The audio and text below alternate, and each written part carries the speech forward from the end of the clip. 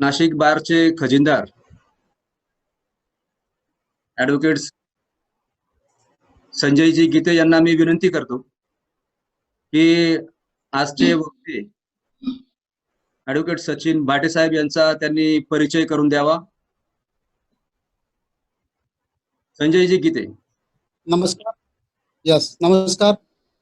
Nashik bar association तर्फे आपणा सर्व वकील बंधू भगिनींचं या वेबिनार लेक्चर सिरीज मध्ये मी नाशिक बार असोसिएशन तर्फे प्रथमतः मनपूर्वक स्वागत करतो. आपल्या ह्या वेबिनार सिरीजला महाराष्ट्रभरातून मोठ्या प्रमाणात प्रतिसाद मिळाला असून जवळपास 500 ते 700 वकिलांनी या वेबिनार सिरीजचा या लेक्चरचा लाभ घेतला आहे आणि आजही सर्व वकील लोक या वेबिनार सिरीजचा लाभ घेत आहेत. सदर वेबिनार सिरीज मध्ये आज आपण नाशिक जिल्हा न्यायालयातील निष्णात फौजदारी वकील सचिनजी भाटे सर यांचं practising in negotiable instrument act and latest amendments या विषयावर लेक्चर आयोजित केलेलं आहे. ॲडव्होकेट सचिन भाटे सर हे सुमारे 20 वर्षापासून नाशिक जिल्हा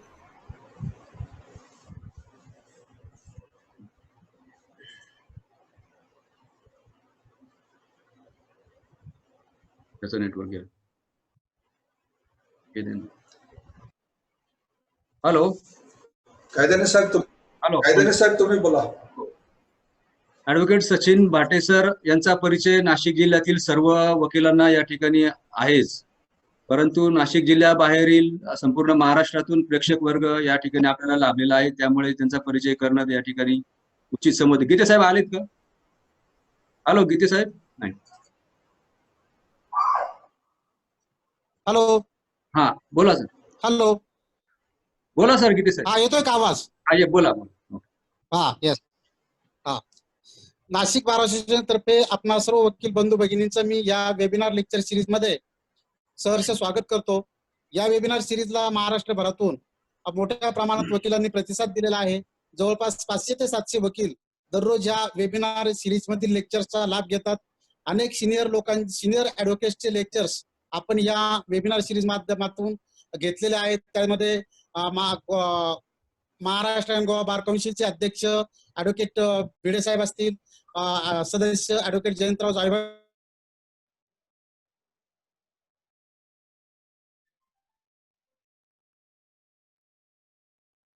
हॅलो घेतले. या लेक्चर्सला मोठ्या प्रमाणात प्रतिसाद मिळाला.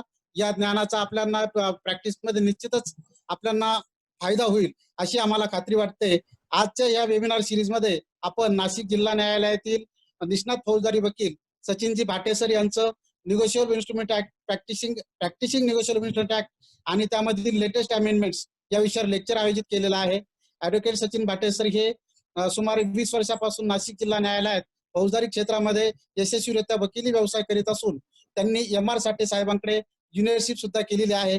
या सचिन भाटे सरांचं मी नाशिक बार असोसिएशन तर्फे या वेबिनार सिरीज मध्ये हार्दिक स्वागत करतो आणि त्यांनी आपलं बहुमुखी मार्गदर्शन निगोशिएबल इन्स्ट्रुमेंट ऍक्टच्या लेटेस्ट अमेंडमेंट्स आणि त्यामधील तरतुदी यावर आम्हाला बहुमोल मार्गदर्शन करावं अशी मी त्यांना विनंती करतो आणि नाशिक बार असोसिएशनच्या वतीने त्यांनी लेक्चर सुरू करावं अशी त्यांना विनंती करतो. धन्यवाद. धन्यवाद गीते साहेब.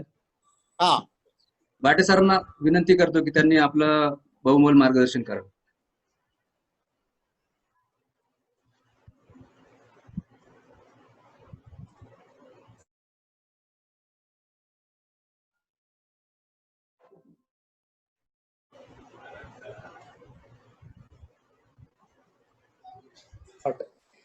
आजच्या या पॅन्डेमिक मध्ये घरी बसल्या आपण वेगळ्या कायदेशीर विषयांवर एक चर्चासत्र आयोजित केलं गेलेलं आहे नाशिक बार असोसिएशन तर्फे.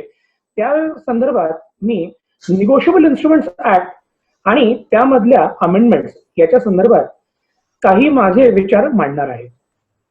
Now in this times of pandemic an advocate is required to be ever ready for the new challenges which our legal fraternity faces. And we need to prepare ourselves for the latest developments, the orders and the judgments and the legislation passed. या pandemic season मध्ये negotiable instruments ऍक्टला major फटका बसला कारण की negotiable instruments act हे basically is a very technical special act.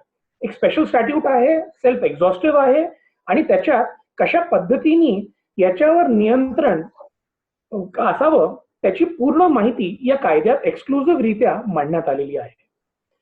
Supreme कोर्टचं suo motu writ petition number 3/2020 हे 23/3/2020 ला पारित झालं. हे जजमेंट आपल्या सगळ्यांच्या दृष्टीने अतिशय महत्वाचं आणि मौल्यवान आहे. या गोष्टीकडे आपल्याला दुर्लक्ष करून चालणार नाही. या जजमेंटमध्ये the honourable supreme court was kind to pass an order on 23 March 2020 आणि ज्याच्यात the period of limitation with respect to any general law or a special law, whichever assuming it is worthy of being condoned or otherwise, stands extended from 15/3/2020 until further orders. म्हणजे या जजमेंटनी नामदार supreme कोर्टाने असं judgement पारित केलेलं आहे की 15 मार्च 2003 पासून जेव्हापासून पॅन्डेमिक कोरोना व्हायरसचं संकट सगळ्या देशावर आलं आणि तेव्हापासून लीगल पोझिशनिंग सुप्रीम कोर्टला नव्या रीतीने मांडण्याची गरज भासू लागली, तेव्हा ही जजमेंट दे लॉर्डशिप श्री एल नागेश्वर राव साहेब आणि श्री सूर्यकांत साहेब या दोघांच्या डिव्हिजन बेंचनी हे जजमेंट पारित केलं. आणि आता नॉर्मल कोर्समध्ये if we are to deal with negotiable instruments act section 138 आणि 142 of the NI act, cause of action negotiable instruments मध्ये कधी अराइज होतो? Failure on part of the drawer to remit the amount of the dishonoured cheque within 15 days from the receipt of the notice, cause of action arises.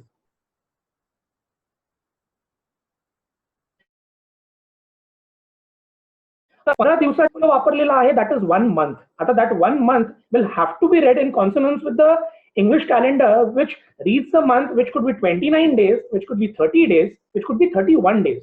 आता अडचण काय झाली?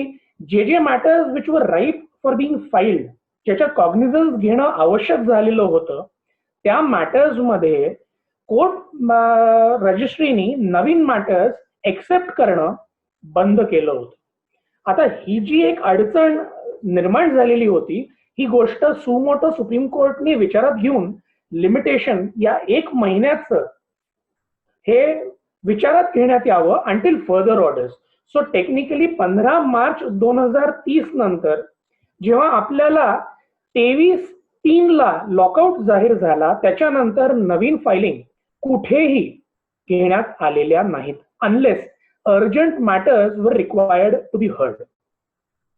आता the most important part which we need to realise is, या judgment मध्ये what has been extended is the period of limitation for filing a complaint. This judgment does not extend the validity of the check. आपल्याकडे RBI ने चेकची व्हॅलिडिटीची पहिले 6 महिने होती, ती 3 महिन्यावर आणून सोडली. सो 3 महिन्याची व्हॅलिडिटी ही बदल झालेली नाही.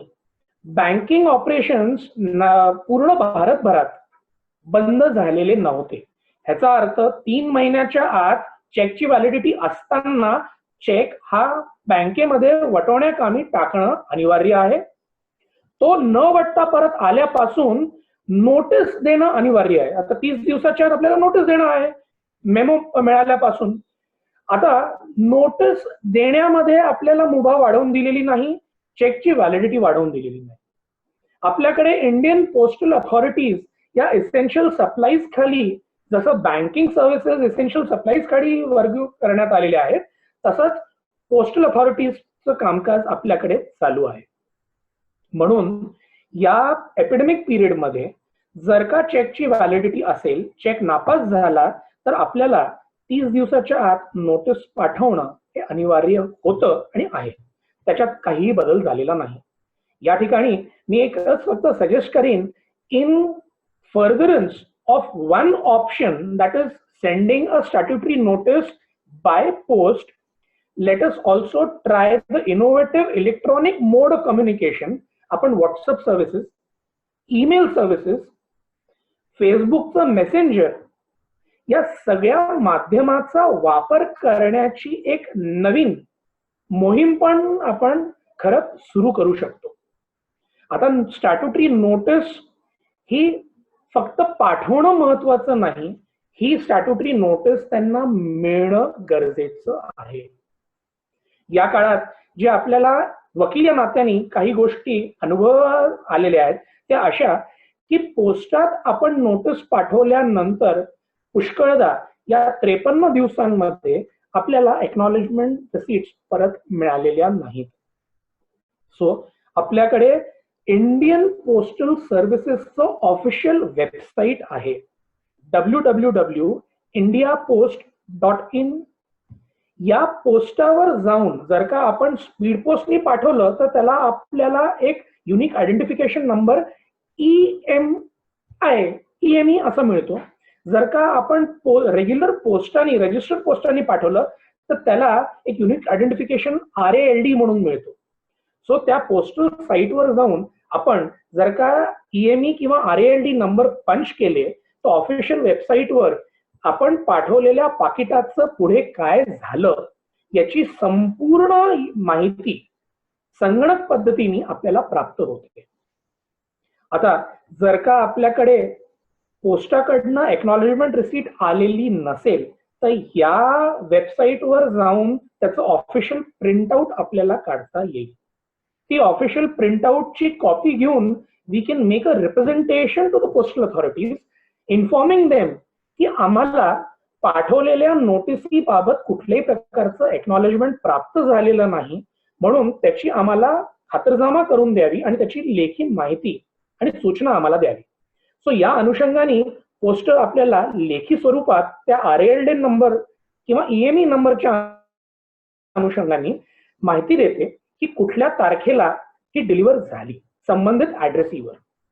आता हे जर का त्यांच्याकडनं पत्र घेतलं आनंद आहे, नाही तर नवीन सुप्रीम कोर्टच्या जजमेंट प्रमाणे IT ऍक्ट खाली जर का हे संगणक जे वेबसाईट आहे हे माझ्या नियंत्रणात नाही, पण वकील या नात्याने किंवा पक्षकार या नात्याने जर का एखादा माणूस he goes to the official website आणि डाउनलोड्स आणि obtains a printout of the concern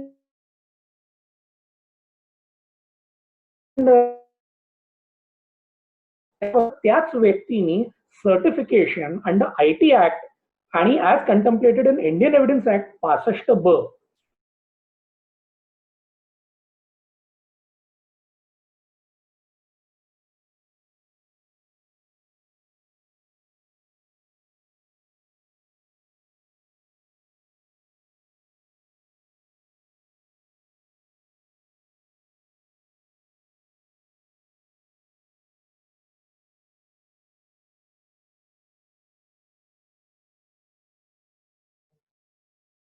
High Court have allowed the district courts to engage only in very, very urgent matters. So these are regular mundane routine registration of complaints je chalu nahi. Now, having said so, we now need to go into what is Negotiable Instruments Act. आता माझ्या दृष्टीने 22 वर्ष negotiable instruments practice करत असताना हा एक कायदा आहे जो 1881 साली पारित झाला. 1881 साली पारित झालेल्या कायद्यामध्ये negotiable instruments act was not a criminal law per say initially. 138 section हे 1989 मध्ये इंट्रोड्यूस करण्यात आलं, सेक्शन 138. तोपर्यंत this was basically a civil law which was aimed at trying to bring some urgency into commercial transactions based on hundis, bill of exchange, checks and negotiable instruments. So now let us understand section 138. Now section 138 is a criminal offense which was amended into the main act, Negotiable Instruments Act, in the year 1989. आणि या section मुळे criminal shade या क्वाझाय civil ऍक्टला देण्यात आलेला आहे. पहिल्यांदा खातेदारांनी दिलेल्या check नापास झाला तर 1 वर्षाची तरतूद शिक्षेची दिली होती. त्यात पण बदल करण्यात आला. अमेंडमेंट आली आणि ती शिक्षा 2 वर्षापर्यंत नेण्यात आली. चेकच्या रकमेची दुप्पट रक्कम दंड म्हणून संबंधित पेईला किंवा होल्डर इन ड्यू कोर्सला देण्याचं अधिनियम करण्यात आलेलं आहे. Now the word used is fine, it is not compensation. Negotiable Instruments Act has a special section 117 which talks about rules of compensation. So पहिल्यांदा compensation होतं, 138 नंतर फाईन हा शब्द ठेवण्यात आला आणि या फाईन रकमेतनं कोर्ट संबंधित पेईला किंवा होल्डर इन ड्यू कोर्सला चेकची रक्कम or which can extend to double the amount of the dishonored check he देऊ शकतो. Now, what we need to genuinely understand is Section 138 is an act in itself. कारण की Section 138 मध्ये शब्द check वापरलेला आहे, तिथे बिल ऑफ एक्सचेंज वगैरे वापरलेला नाही. सो चेकची परिभाषा आपल्याला सेक्शन 6 मध्ये सापडेल आणि सेक्शन 6 मध्ये IT ऍक्ट 2000 साली अस्तित्वात आल्यानंतर त्याच्यात पण अग्रगण्य बदल करण्यात आले. कारण की आता चेकच्या परिभाषेमध्ये इलेक्ट्रॉनिक चेक आणि ट्रंकेटेड चेक्स अशा 2 नवीन गोष्टी इंट्रोड्यूस करण्यात आलेल्या.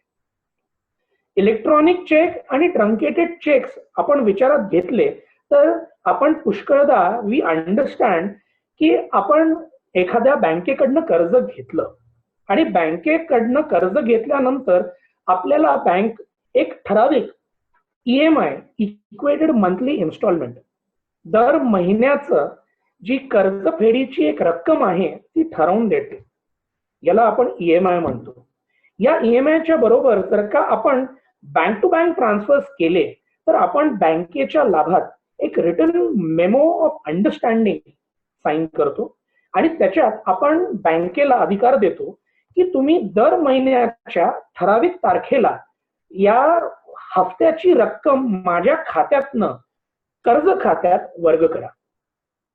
आता ही जी आपण लेखी सूचना बँकेला सही करून देतो that is basically a permission that you give to your banker आणि जिथे electronic image of our cheque for a particular amount on a particular date drawn on our banker is exchanged by the loanee bank आणि which is sent across to the bank where the borrower holds an account. So आता ही electronic image या कर्जदाराच्या खात्यावर आल्यानंतर जर का कर्ज खात्यामध्ये ठरलेल्या हफ्त्याची रक्कम असेल तर ती त्याच्या खात्यातनं कमी होऊन कर्ज खात्यात वर्ग करण्यात येते. जर का ती रक्कम अपूर्ण असेल तर दॅट पर्टिक्युलर ट्रान्झॅक्शन फेल्स आणि एक मेमो ऑफ डिसऑनर जनरेट होतो which is sent by the banker of the account holder to the loan account आणि इन्फॉर्म की त्या खात्यात पुरेशी रक्कम नाही. सो आता वी हॅव सेक्शन 6 ज्याच्यात अमेंडमेंट आलेली आहे आणि ज्याच्यात त्यांनी इलेक्ट्रॉनिक चेक आणि ट्रंकेटेड चेक उल्लेख केलेला आहे.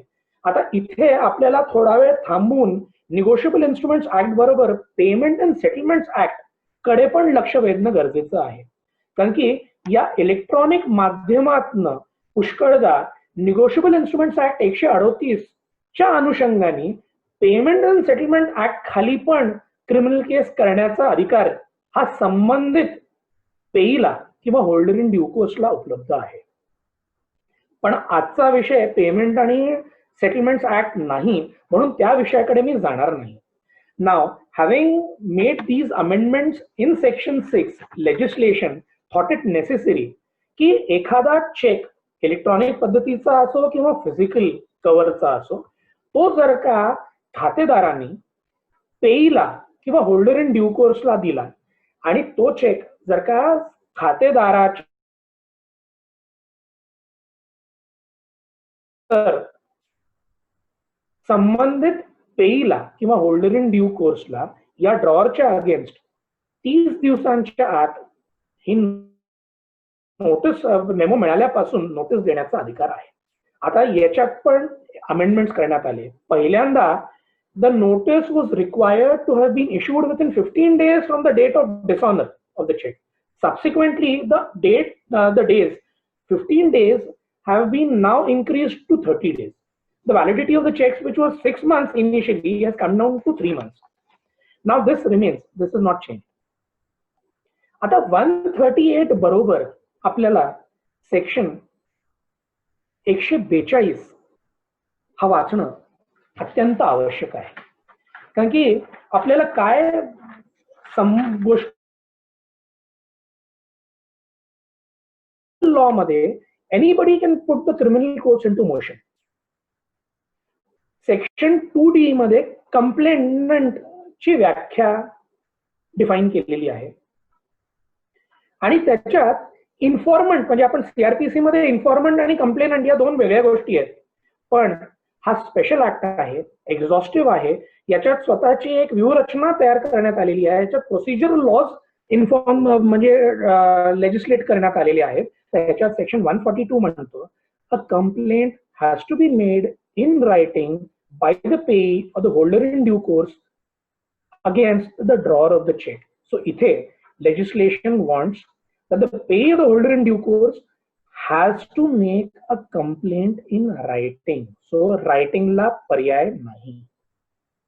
So ithe complainant कोण होऊ शकतो हे पण स्पेसिफिकली डिफाइन करण्यात आलेलं आहे.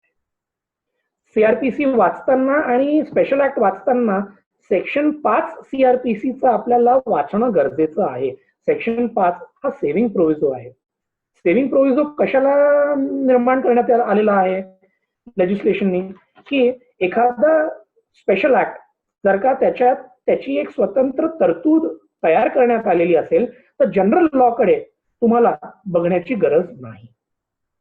मग जर का अशी परिस्थिती असेल तर आपल्याला निगोशिएबल इन्स्ट्रुमेंट्स ऍक्टच्याच अनुषंगाने पुढे जाणं गरजेचं आहे. So now who is a पेई and a holder in due course. पेई म्हणजे आपण चेक डोळ्यासमोर आणल्यानंतर ज्या माणसाच्या नावानी बिल ऑफ एक्सचेंज एक आपल्या बँकेच्या नावानी एखादा ड्रॉअर इश्यू करतो तो पेई.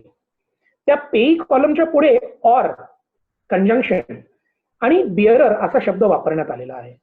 सो बिअरर हा शब्द इज फॉर समबडी जिथे क्रॉस चेक झालेला नाही, अकाउंट पेई नाही, तर मी कुठल्या तरी माझ्या माणसालाच ती रक्कम बँकेत जाऊन विड्रॉ करण्याचा अधिकार देऊ शकतो. सो मी तो अकाउंट पेई दिला नसल्याने तो मी पुढे फर्दर कुठल्या माणसाला डेलिगेट करून तो माणूस ते पैसे काढू शकतो.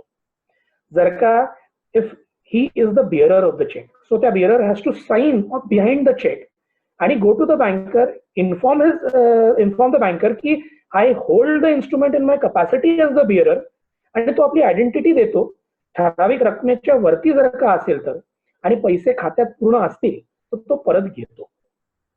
जर का नापास झाला तर सेल्फ चेक किंवा बिअरर अधिकाऱ्याला मिळालेला चेक नापास झाला तर त्याला केस करता येते. There are conflicting judgments. Some high courts are of a view की एखादा चेक जर का सेल्फ पद्धतीने काढला आलेला असेल किंवा बिअरर असेल, अकाउंट पेई नसेल आणि तो नापास झाला तर संबंधित व्यक्तीला 138 ची कारवाई संबंधित ड्रॉअरच्या विरोधात करता येईल. आणि नाही तर तो क्रॉस चेक करायचा, बँकेत वाटायला टाकायचा आणि मग त्याच्या विरुद्ध कारवाई सुरू करावी. आता who could be the holder in due course. आपल्याकडे बिल डिस्काउंटिंग एक प्रकार आहे. बिल डिस्काउंटिंग म्हणजे पुष्कळदा चेक मी बँकेकडे जमा करतो. मी ज्या बँकेत माझं खातं आहे त्या बँकेला माझी पत माहिती आहे की संबंधित खातेदाराचा चेक सहसा कधीच बाउन्स होत नाही. म्हणून मी माझ्या बँकेला म्हणतो की तुम्ही हा चेक मला डिस्काउंट करून द्या. सो बँक तो चेक विकत घेते आणि तारखेच्या अगोदर ती रक्कम मला देऊन देते. आता दिस इज बिल डिस्काउंटिंग. ह्याच्यात the bank becomes the holder in due course for consideration. कारण की तो चेक जरी फॉर एक्झाम्पल सचिन भाटेच्या नावाने गोपी तिडके साहेबांनी दिला असेल तर सचिन भाटे इज द पेई, पण ही गोष्ट to his banker, assuming I hold an account with IDBI Bank. Me IDBI बँकेकडे गेलो आणि मी बँकेला म्हटलं की हा चेक ही 10/5/2020 चा आहे, पण मला काही लोकांना पेमेंट देणं आज गरजेचं आहे, सो तुम्ही माझ्याकडनं हा चेक आज विकत घ्या आणि संबंधित तारखेला वाटायला टाका, तो निश्चित वाटेल.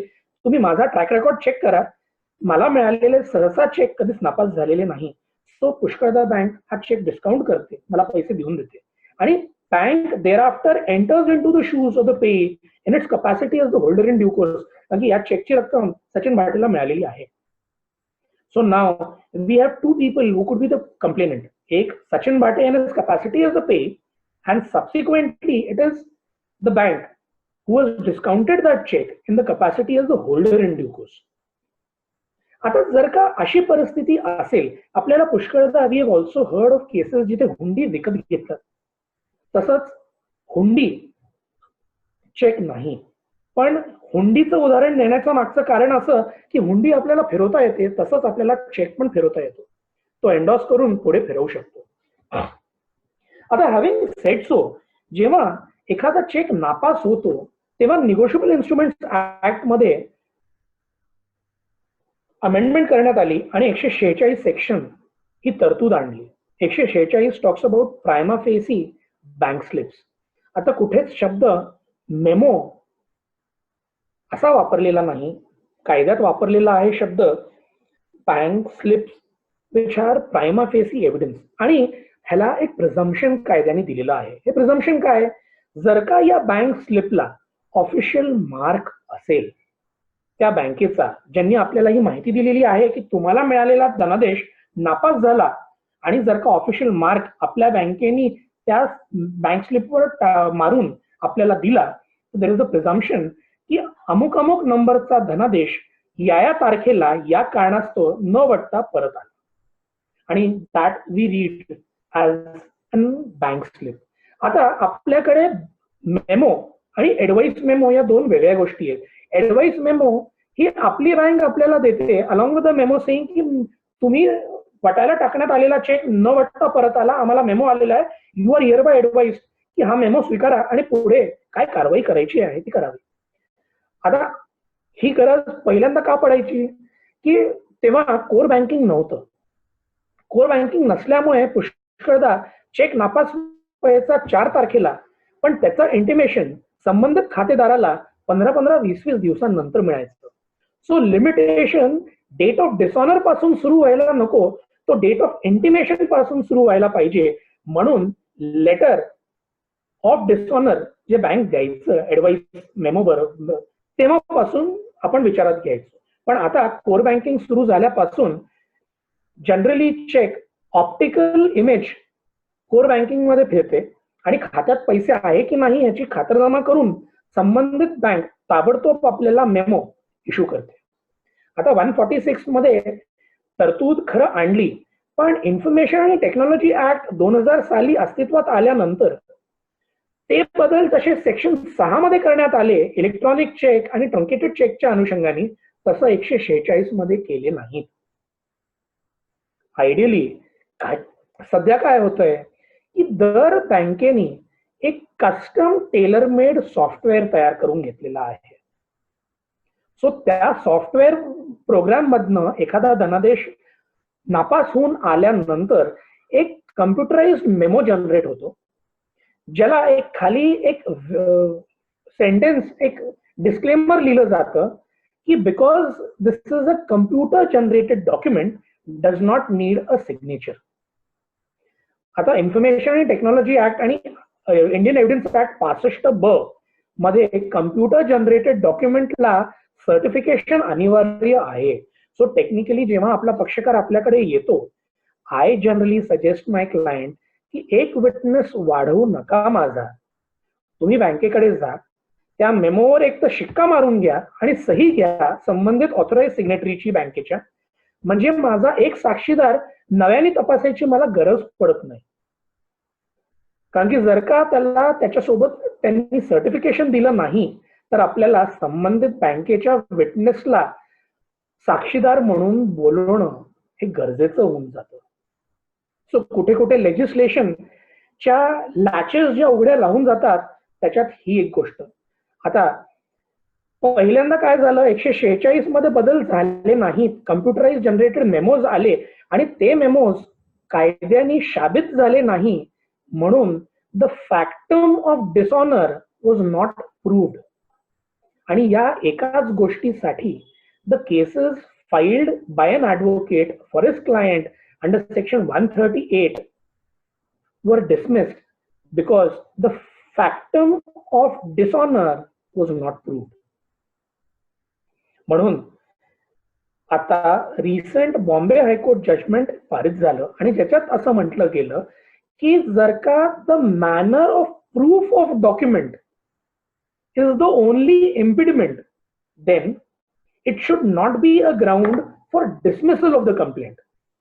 You should allow the complainant to exercise his rights and lead evidence from his banker to prove that memo or bank slip which failed to be proved merely because there was no certification as required under 65B of the Indian Evidence Act. Now this was with respect to 146. Memo आला, notice पाठवणं आपल्याला बंधनकारक आहे. आता negotiable instruments act special statute आहे, section 94 negotiable instruments ऍक्टचा talks about mode in which the notice is required to be given. आता 94 हा खरा खूप छान सेक्शन आहे, कारण की याच्यात कोणकोणाला नोटीस पाठवता येते आणि नोटीस कशी पाठवावी याचा उहापोह केलेला आहे. एखादा ड्रॉअर ऑफ द चेक मेला तर त्याच्या वारसाला आपल्याला नोटीस पाठवता येते, हे सेक्शन 94 मध्ये लिहिलेलं आहे. म्हणजे my right to prosecute the legal heirs of the deceased drawer continues, ही गोष्ट खरं सेक्शन 94 मध्ये पण आपल्याला वाचायला मिळते. आपल्याला एखाद्या ड्रॉअरच्या एजंट, ऑथराइज्ड एजंटला पण नोटीस पाठवता येते. सेक्शन 94 म्हणतो ही notice is necessarily not required to be written. So an oral intimation with respect to dishonour of a cheque to the drawer is also acceptable under negotiable instruments act, but naturally it has to be proved. So the other option is sending a written notice of dishonor of the check and a demand of the amount of the dishonored check to be remitted to the payee or the holder in due course within 15 days should or is generally sent by post. आता post का तर आपल्याला इथे we have to read section 27 of the General Clauses Act. जर का संबंधित ड्रॉअरचा पत्ता आपल्याला माहिती असेल आणि तो बरोबर असेल आणि आपण जर का त्याच्या ऑफिशियल नोन ऍड्रेसवर नोटीस पाठवली, it is deemed to have been served upon him, assuming we do not receive any acknowledgement from the postal authorities that the notice, whether has been served or not, wide the acknowledgement has not been received by us. But in recent times, electronic mode of communication वाढले, म्हणून supreme कोर्टाने पण to keep in league with the changing times accept केलं की electronic mode of कम्युनिकेशनचा वापर statutory notice देण्यासाठी पण आपल्याला करता येईल. It started with an email, a fax. Subsequently, we revised the mode of communication. आता SMS मध्ये एवढा मोठा जाणार नाही, पण व्हॉट्सअप, ईमेल्स, मेसेंजर सर्व्हिसेस या माध्यमातून आपल्याला नोटीस ही पाठवू शकू आपण.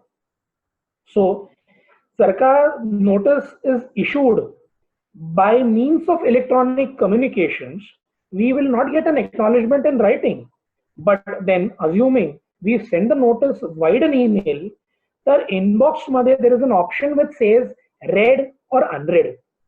तर त्या स्क्रीनशॉटचा प्रिंटआउट काढून आपण प्रिंटआउट घेणं गरजेचं आहे आणि त्याच्याबरोबर 65B चं सर्टिफिकेशन जोडून की मी माझ्या ऑफिशियल ईमेल आयडी वरनं समोरवाल्याच्या ऑफिशियल ईमेल आयडी वर स्टॅट्युटरी नोटीस पाठवली, या तारखेला या ईमेलद्वारे इतके वाजता, ती त्याला त्या तारखेला इतके वाजता मिळाली, ती त्यांनी वाचली, याचं प्रिंटआउट मी सोबत जोडलेलं आहे. जे काही मी बोलतो आहे त्याच्यातला मजकूर खरा आहे आणि त्याचं आपण सर्टिफिकेशन 65B आपण या नोटिसी बरोबर जोडता येईल. कारण की 142 talks about not issuance of notice, it talks about receipt of notice. So the service of notice is where the cause of action arises. So failure to remit the amount of the dishonored check within 15 days from the receipt of the notice gives cause of action. आता परत अडचणी निर्माण झाल्या. पहिल्यांदा complaint कुठल्या कोर्टाकडे करावी, कुठल्या कोर्टाकडे territorial jurisdiction उपलब्ध आहे, तर पहिल्यांदा भास्करांचं जजमेंट हेल्ड द फोर्ट. तेव्हा 5 वेगळ्या वेगळ्या टेरिटोरियल ज्युरिस्डिक्शन सुप्रीम कोर्टने आपल्याला रुजू करून दिलेल्या होत्या. ही परिस्थिती 2007 पर्यंत कायम राहिली. 2007 मध्ये जस्टिस RC चव्हाण साहेबांचं जजमेंट आणि त्याच्या पहिले नंतर आपल्याकडे त्याच्या पहिले लक्ष्मी ट्रॅव्हल्सचं जस्टिस अनुप मोहता साहेबांचं एक जजमेंट होतं. पहिल्यांदा बॉम्बे हायकोर्टने एक धाडस दाखवलं आणि Bombay high court said that it is in respectful disagreement with the judgment of the supreme court. आणि त्यांचं असं म्हणणं होतं की नाही, चेक इश्यू केला ड्रॉअरनी आणि तो न वाटता परत आला तर ज्या बँकेच्या खात्यातनं चेक इश्यू झाला होता त्या बँकेला अधिकार नाही. त्या बँकेच्या संबंधित टेरिटोरियल ज्युरिस्डिक्शन असणाऱ्या जज पुढे आपल्याला ही केस करणं अनिवार्य होतं. आता बॉम्बे हायकोर्टचं जजमेंट आपलं पेरेंट हायकोर्ट असल्यामुळे आपल्यावर बंधनकारक झालं. एक मोठ्या प्रमाणात उलाढाल झाली आणि हे मॅटर रिझॉल्व्ह व्हायला अनेक वर्ष लागली. त्याच्यात SV सिन्हा साहेबांचं सुप्रीम कोर्टचे जजमेंट त्याच्यानंतर आले आणि सबसिक्वेंटली दशरथ रूपसिंग राठोडचं judgment was the founding light आणि त्या जजमेंटनी टेरिटोरियल ज्युरिस्डिक्शन ठरवलं. आणि त्याच्यात पहिल्यांदा त्यांनी असं म्हटलं की नाही, ज्या खातेदाराच्या नावानी चेक इश्यू झालेला आहे त्याचं खातं ज्या कोर्टाच्या हद्दीत असेल त्या कोर्टालाच टेरिटोरियल ज्युरिस्डिक्शन असेल 138 ची केस चालवण्यासाठी. सो नाव दशरथ रूपसिंग राठोडचं जजमेंट लेड द फाउंडेशन आणि जुनं सुप्रीम कोर्टचं जजमेंट भास्करांचं, नवीन बॉम्बे हायकोर्ट आणि सुप्रीम कोर्टचे judgment now were put to rest. Subsequently legislation found it necessary की नाही, आपल्याला we will have to make sure की legislation has to be amended. म्हणून 142A हा सेक्शन निगोशिएबल इन्स्ट्रुमेंट्स ऍक्ट मध्ये इंट्रोड्यूस करण्यात आला आणि 142 मध्ये त्यांनी टेरिटोरियल ज्युरिस्डिक्शन हा विषय सेटल केला. ज्या जुन्या केसेस होत्या जिथे ऑलरेडी सुरू झालेला होता त्याला रेट्रोस्पेक्टिव्ह इफेक्ट हिअरिंगला लागल्यानंतर देऊ नये, पण जर का हिअरिंगला मॅटर लागलेले नसतील तर संबंधित कोर्टांकडे ते परत मॅटर्स वर्ग करण्यात आले. खरं निगोशिएबल इन्स्ट्रुमेंट्स ऍक्ट हा खूप टेक्निकल ऑफेन्स आहे आणि त्याच्यामुळे काय होतंय, every passing day we see that this act is evolving आणि because this act is evolving legal positions बदलतात. एका बाजूला आपण 143 सेक्शन इंट्रोड्यूस केला लेजिस्लेशननी की लवकरात लवकर समरी ट्रायलच्या अनुषंगाने हे प्रकरण चालावी, जे शक्य होत नाही. आणि हा अनुभव आपल्याकडे प्रॅक्टिस करणाऱ्या दर वकिलाला आणि संबंधित प्रिसाइडिंग ऑफिसर्सना अनेक वेळा आलेला आहे. 6 महिन्याच्या आत निगोशिएबल इन्स्ट्रुमेंट्स ऍक्टच्या केसेस चालवाव्या he is a wishful thinking. हे ऍक्च्युअल अंमलमध्ये आणणं is practically next to impossible. आणि ह्याला फक्त वकील आणि जजेस जबाबदार नाहीयेत, ह्याला इन्फ्रास्ट्रक्चरल ज्या आपल्याकडे डेफिशियन्सीज आहेत, आपल्याकडे लिमिटेशन्स आहेत, की इन्फ्रास्ट्रक्चर आहे कुठे आपल्याकडे. एक जजकडे दिवसाला साधारण 200 ते 400 मॅटर्स असताना तो एक मॅटर 6 महिन्याच्या आत संपवणं प्रॅक्टिकली अशक्य आहे. असो, ही वस्तुस्थिती असताना 143 मध्ये त्यांनी समरी ट्रायल म्हणून इंट्रोड्यूस केलं. 146 मध्ये ही वस्तुस्थिती आणली, नोटीस आपण पाठवून 142 खाली आपल्याला ही कंप्लेंट फाईल करणं अनिवार्य आहे. आता 142 मध्ये ना खूप इंटरेस्टिंग शब्द वापरलेले आहेत की who can file a complaint, the pay of the holder in due course. Now who is the pay as defined in section 7? Who is a holder in due course as defined in section 9? Section 138 talks about the criminal part of Negotiable Instruments Act. पण पर्सनची परिभाषा negotiable instruments act मध्ये नाही. मग आपल्याला IPC section 11 बघणं गरजेचं आहे. मग सेक्शन 11 काय? Section 11 defines the word person. So person could be an individual, हाड मासाचा माणूस. If the person is a juristic person, it could be a firm, a partnership firm. It could be an association of persons. AOP आपण म्हणतो, हिंदू एकत्र कुटुंब वगैरे आपण पुष्कळदा बघतो. We are talking about a trust, which is a juristic person. We are talking about a body incorporate, registered under Companies Act, which is a company, which is a juristic person. So आता ही हाड मासाची व्यक्ती नाही. मग आता who could be the person as defined in pay of the holder in due course? It could be this person as defined in section 11. आता individual माणूस असेल तर त्याला कंप्लेंट करण्याचा अधिकार आहे. इथे आपल्याला परत समजणं गरजेचं आहे की individual person could file a complaint through his agent, a power of attorney holder. आता power of attorney holder can file a complaint. Supreme Court has now settled the position, saying a power of attorney holder can file a complaint under Negotiable Instruments Act. पण ती complaint मध्ये ती माहिती तेवढीच विचारात घ्यावी आणि तेवढीच ऍडमिसिबल असेल जेवढी माहिती त्याला पर्सनल लेवलवर त्याला माहिती असेल. So the personal information known to him is admissible in evidence under Negotiable Instruments Act. The remaining portion, the original drawer or the pay holder in due course will have to step into the witness box to prove the contract, assuming the power of attorney holder is not aware about the contract against which the check has been issued. Again, naturally, one section 138 talks about the two words, debt or other liability. Now, what is debt? Against a contract between me and the pay, मी त्याला check देतो आणि मला त्याला जे पैसे देणं आहे ते माझं डेप्ट आहे. पण पुष्कळदा मी दुसऱ्यांचं देणं अंगीकारतो आणि त्याच्या देण्यापोटी मी एक चेक इश्यू करतो. So those are other liabilities. These are liabilities which are not debts against a personal contract, पण हे मला देणं मी लिगली स्वीकारलं. So these are now legal liabilities which I have accepted against a contract and undertaking a guarantee, a surety, a security, आणि त्याच्या पोटी दिलेला चेक नापास झाला तेव्हा अदर लायबिलिटी. सो आता अडचण काय होते? इफ हाडमासाचा माणूस आहे तर power of attorney holder case करू शकतो किंवा तो स्वतः. आता if we are dealing with a partnership firm, partnership firm ही कंपनी कायद्याखाली नोंदणीकृत नाही. पार्टनरशिप ऍक्ट खाली it is governed. When it is governed under partnership act, so one for all किंवा ऑल फॉर वन. कारण की पार्टनरशिप ऍक्ट मध्ये एक पार्टनर सगळ्या पार्टनरसाठी काम करू शकतो आणि his actions are binding on the others. Partnership act मध्ये पार्टनरशिपला एंटिटी देण्यात आलेली नाही, पण IT ऍक्ट म्हणजे इन्कम टॅक्स ऍक्ट खाली पार्टनरशिपला एक स्वतंत्र एंटिटी म्हणून त्याला पॅन कार्ड देण्यात आलेलं आहे.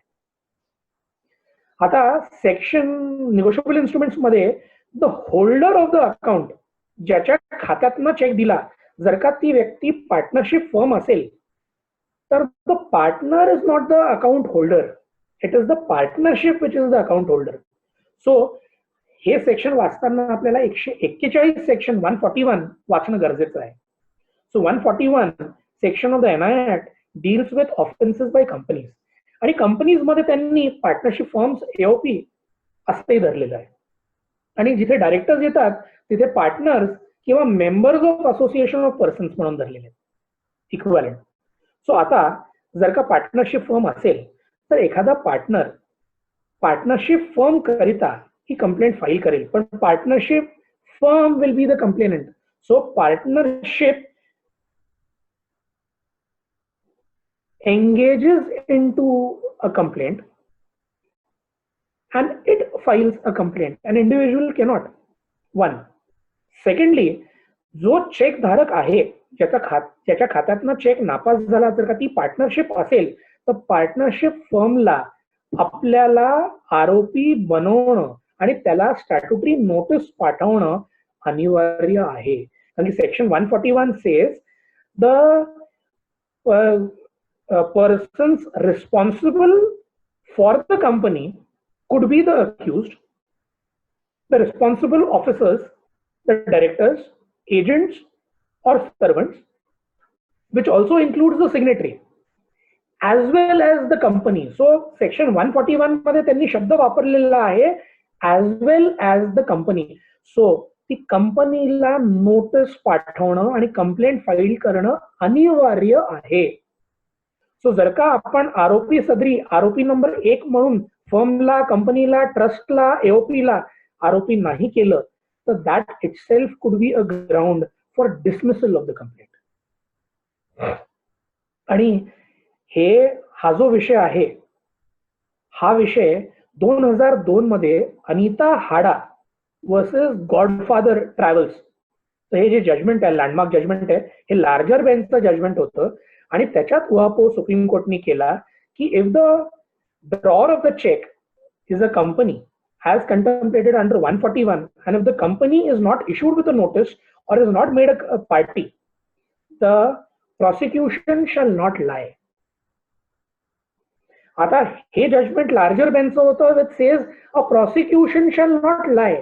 पण जर का प्रॉसिक्युशन चालू असेल तर त्याचं काय, तर अजय गुप्ताचं जजमेंट डिव्हिजन बेंचचं त्याच्यानंतरचं आलं आणि त्याच्यात त्यांनी असं म्हटलं the prosecution shall fail. So आता जर का चेक इश्यू करणारी व्यक्ती जर का फर्म, कंपनी, एओपी असेल आणि त्या कंपनीला, त्या व्यक्तीला, त्या ज्युरिस्टिक पर्सनला आपण आरोपी बनवलं नाही तर आपलं कंप्लेंट या एका कारणास्तव डिसमिस होऊ शकेल. आता this is a supreme court judgment, a larger bench. Supreme कोर्टचं रिसेंट एक डिव्हिजन बेंचचं जजमेंट आलेलं आहे की 319 खाली आपल्याला ह्यांना पार्टी बनवता येईल. सध्या म्हणजे practising negotiable instruments, I am amazed. मला भीती वाटायला लागते कारण की रोज एक नवीन जजमेंट येतं आणि म्हणजे with all due caution, without being contemptuous, अडचण काय होते, new judgments are passed which are sub silentio with respect to the previous judgment. Sub silentio म्हणजे नवीन जजमेंट पारित करत असताना अगोदर दिलेल्या जजमेंटचा कुठेच विचार न करता नवीन जजमेंट जेव्हा पारित केले जातात, ही अडचणींची एक बाब ठरलेली आहे. आता जर का स्टॅट्युटरी नोटीस तुम्ही जर का खातेदाराला पाठवलेलीच नाही तर तुम्ही 319 खाली सबसिक्वेंटली त्याला आरोपी बनवू शकाल की नाही बनवू शकणार. कॉग्निझन्स जेव्हा कोर्ट घेतं, कॉग्निझन्स घेताना ज्या गोष्टी आपल्याकडे उपलब्ध होत्या त्याच्यात आपल्याला अमेंडमेंट करता येतील का, तर नाही करता येणार. मग अशी परिस्थिती असताना तुम्ही 319 खाली फक्त एक आरोपी वाढवून त्याच्या विरुद्ध केस चालू ठेवू शकाल का, या गोष्टीचा विचार करणं गरजेचं आहे. आणि फायनली माझं एकच म्हणणं आहे, strength of judgment is going to be very relevant, strength of the bench. So Anita हाडाचं जजमेंट तर स्ट्रेंथ जास्ती आहे. त्याच्यानंतर तिचा नवरा अशोक हांडा, त्याचं पण जजमेंट आहे, अशोक हाडा त्याचं पण जजमेंट आहे. सो ते लार्जर बेंचचं जजमेंट असताना सबसिक्वेंट जजमेंट आणि बॉम्बे हायकोर्टचं जजमेंट माझ्या दृष्टीने might not be taken to be relevant or should not be considered. I will not use the word relevant. Parent High Courtला आपण irrelevant असा शब्द नाही वापरू शकत, पण that is not required to be looked into. Supreme Court's larger bench judgment holds the fort आणि that stands in the interpretation of statutes. So अशी ती परिस्थिती. आता असं असताना आपण कंप्लेंट कोण करू शकतं आणि कोणाविरुद्ध करू शकतो. आता पार्टनरशिप फर्मच्या वतीने कंप्लेंट करत असताना पार्टनरशिप डीडची आपल्याला कॉपी जोडता येते, जोडायला पाहिजे खरं. त्याच्यात संबंधित पार्टनरला संपूर्ण माहिती आहे का आणि त्याला केस करण्याचा अनुमती आहे की नाही याची माहिती पण आपल्याला पार्टनरशिप डीड मधून मिळू शकते. जर का कंपनी असेल तर कंपनी ऍक्ट हा एक स्वतंत्र कायदा आहे.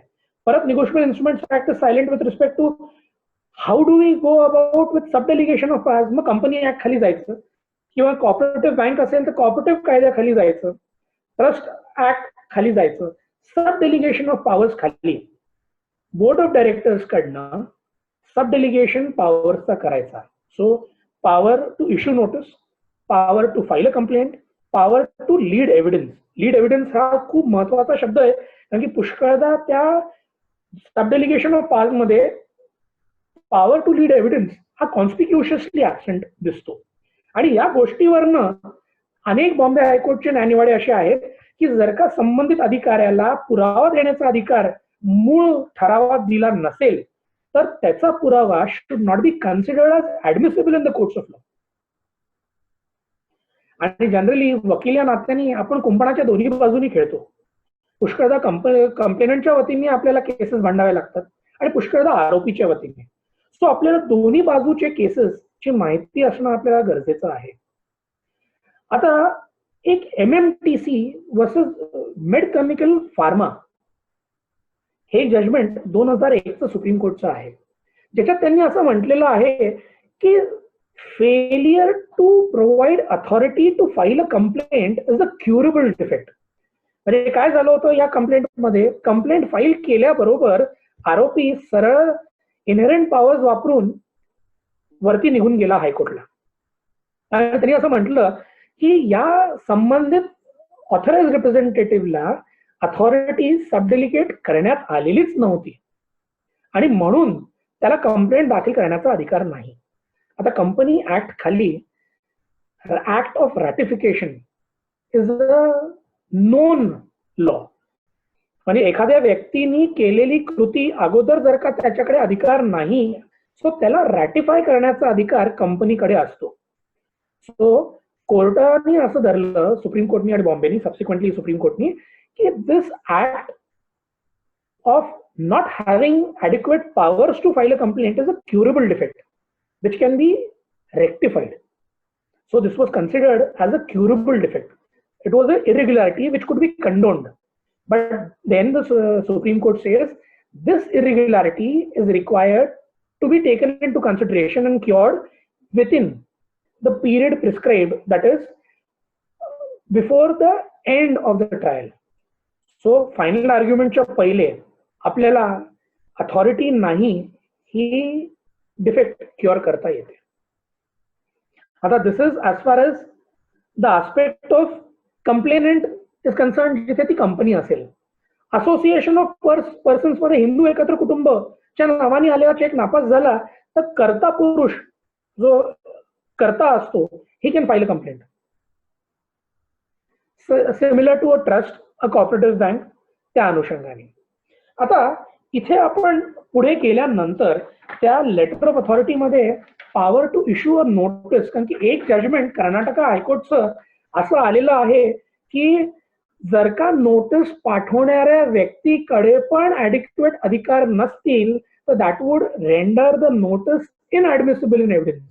आता Bombay high court is silent, supreme court is silent.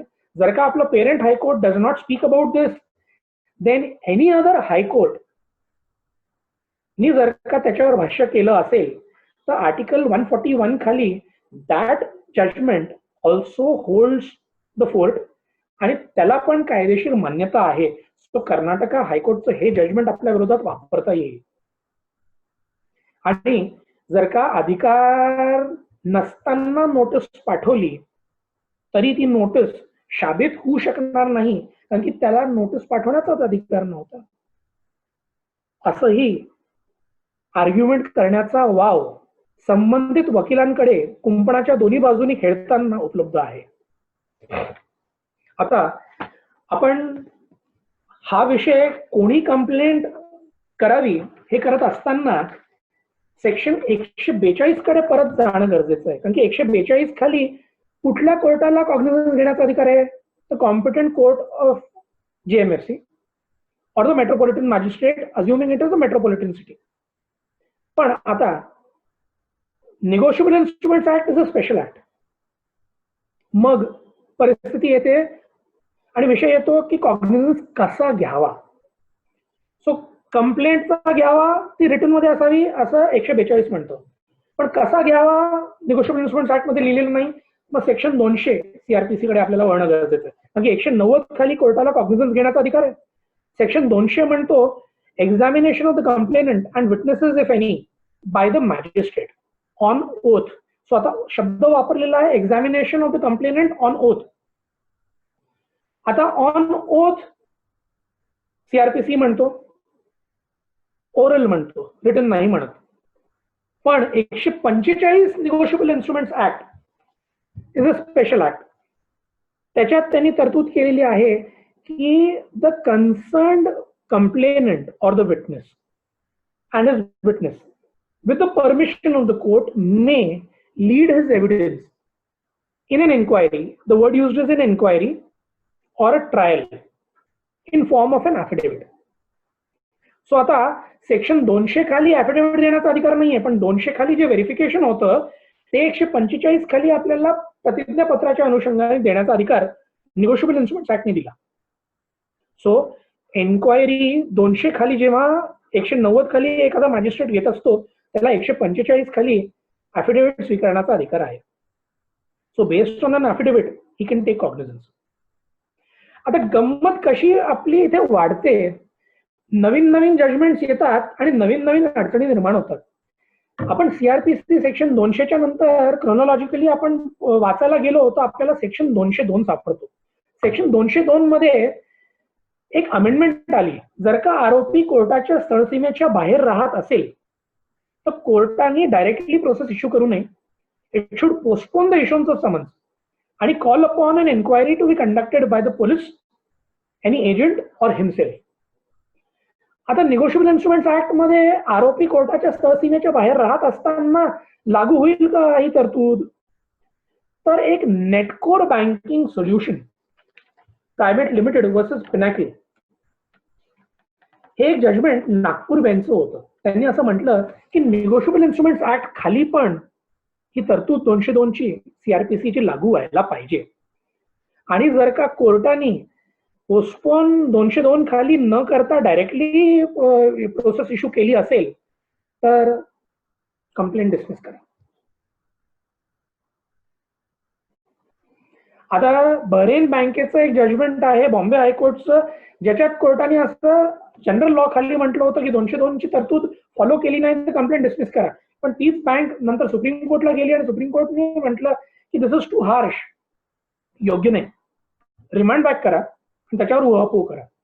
So 202 खाली जर का एन्क्वायरी पुढे न करता, पोस्टपोन न करता जर का प्रोसेस इश्यू केली, that was considered as now is considered as a irregularity.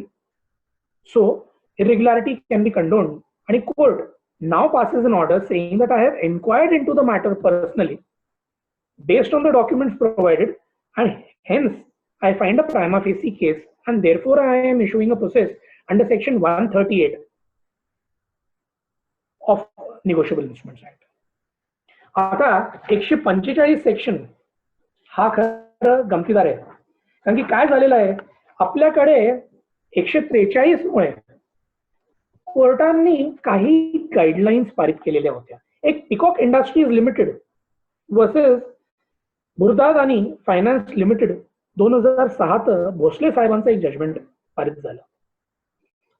ते ओव्हररूल झालेलं नाहीये, सिंगल बेंच आहे, पण त्याच्यात त्यांनी असं म्हटलं की 143 खाली समरी ट्रायल एक्सपेक्टेड आहे, होत नाही, लवकर चालत नाही, तर काय करता येईल. तो त्यांनी गाईडलाईन्स दिल्या. त्या गाईडलाईन्स मध्ये त्यांनी असं म्हटलं की कंप्लेंट फाईल करतानाच तुम्ही ऍफिडेव्हिट द्या. तेच ऍफिडेव्हिट 145च वापरलं जाऊ शकतं.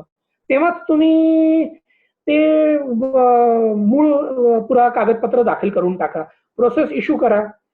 समन्स ची बजवणी झाल्यानंतर तो आरोपी हजर होईल. आरोपी हजर झाल्यानंतर प्ली रेकॉर्ड करून डायरेक्टली क्रॉस करता येईल. पण आता अडचण काय झाली, these are guidelines. So these are not law, so these are guidelines.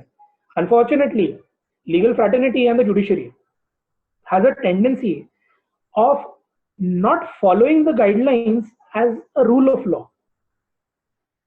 आपण आपल्या सोयीनी जजेस, रजिस्ट्रार्स आणि वकील या गाईडलाईन्सचा वापर करतो.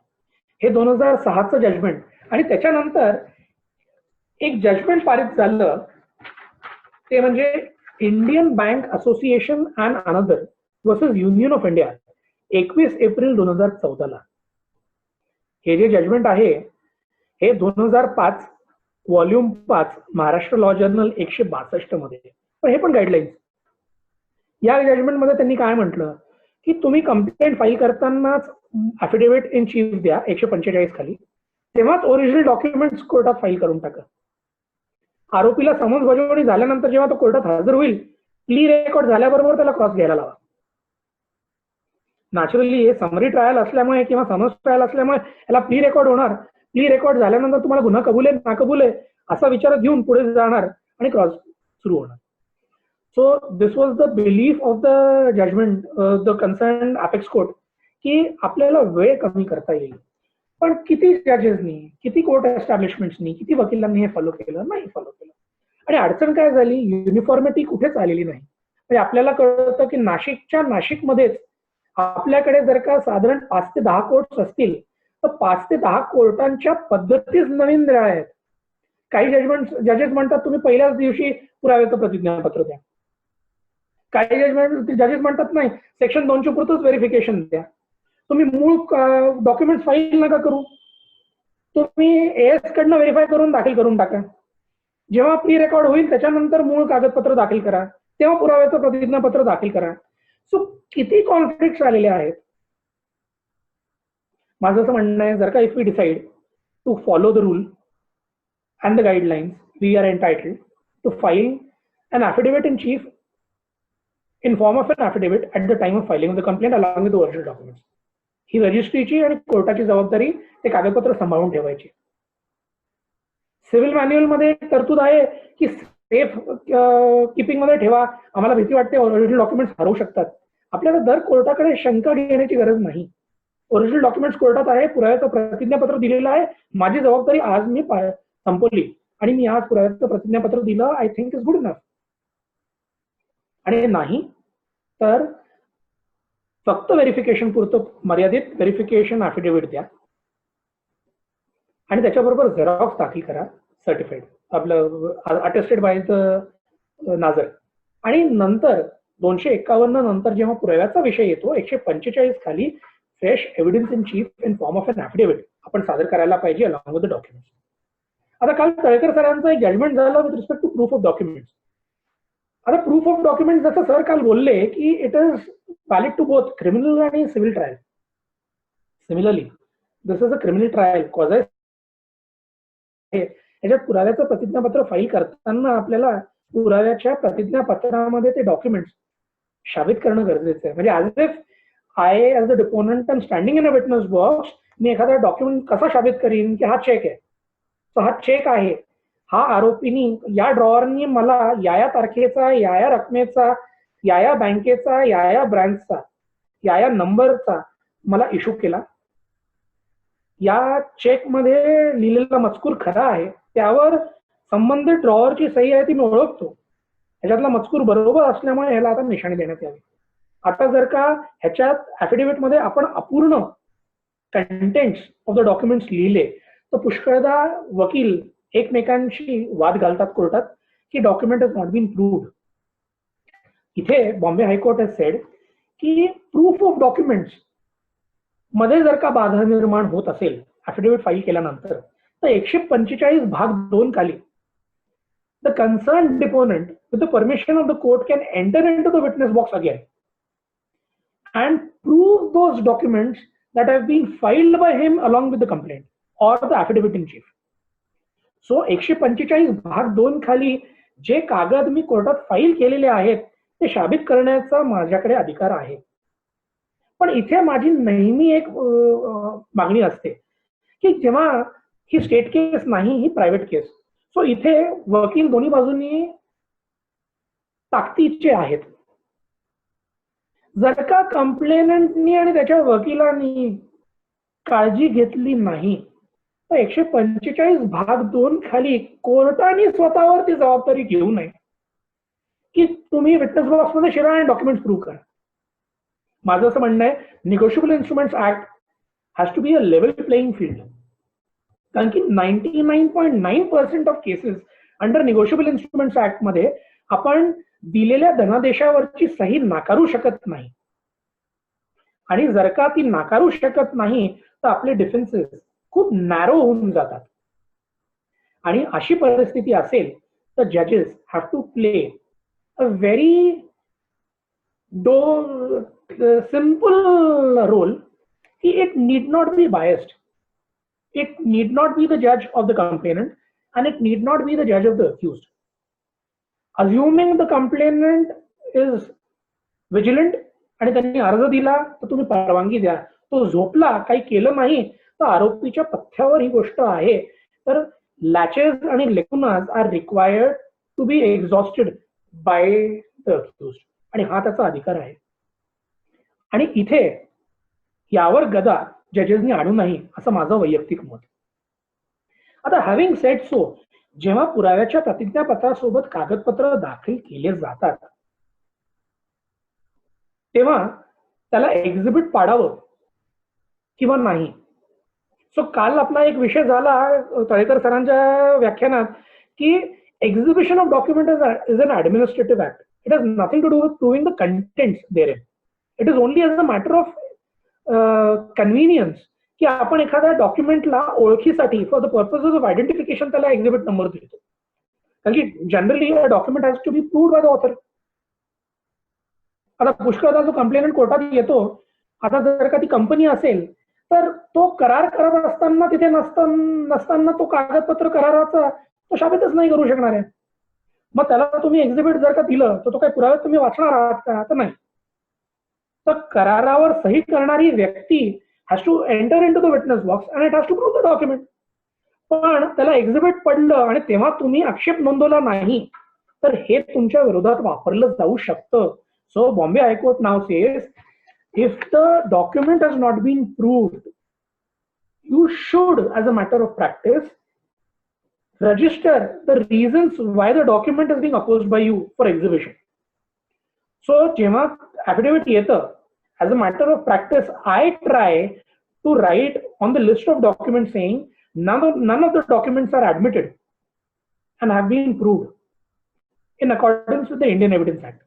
आता हे मी शेरा मारला, आता त्याला संबंधित जज साहेब ज्यांच्या पुढे माझा खटला चालू आहे ते किती वेटेज देतील की नाही हा पुढचा भाग झाला.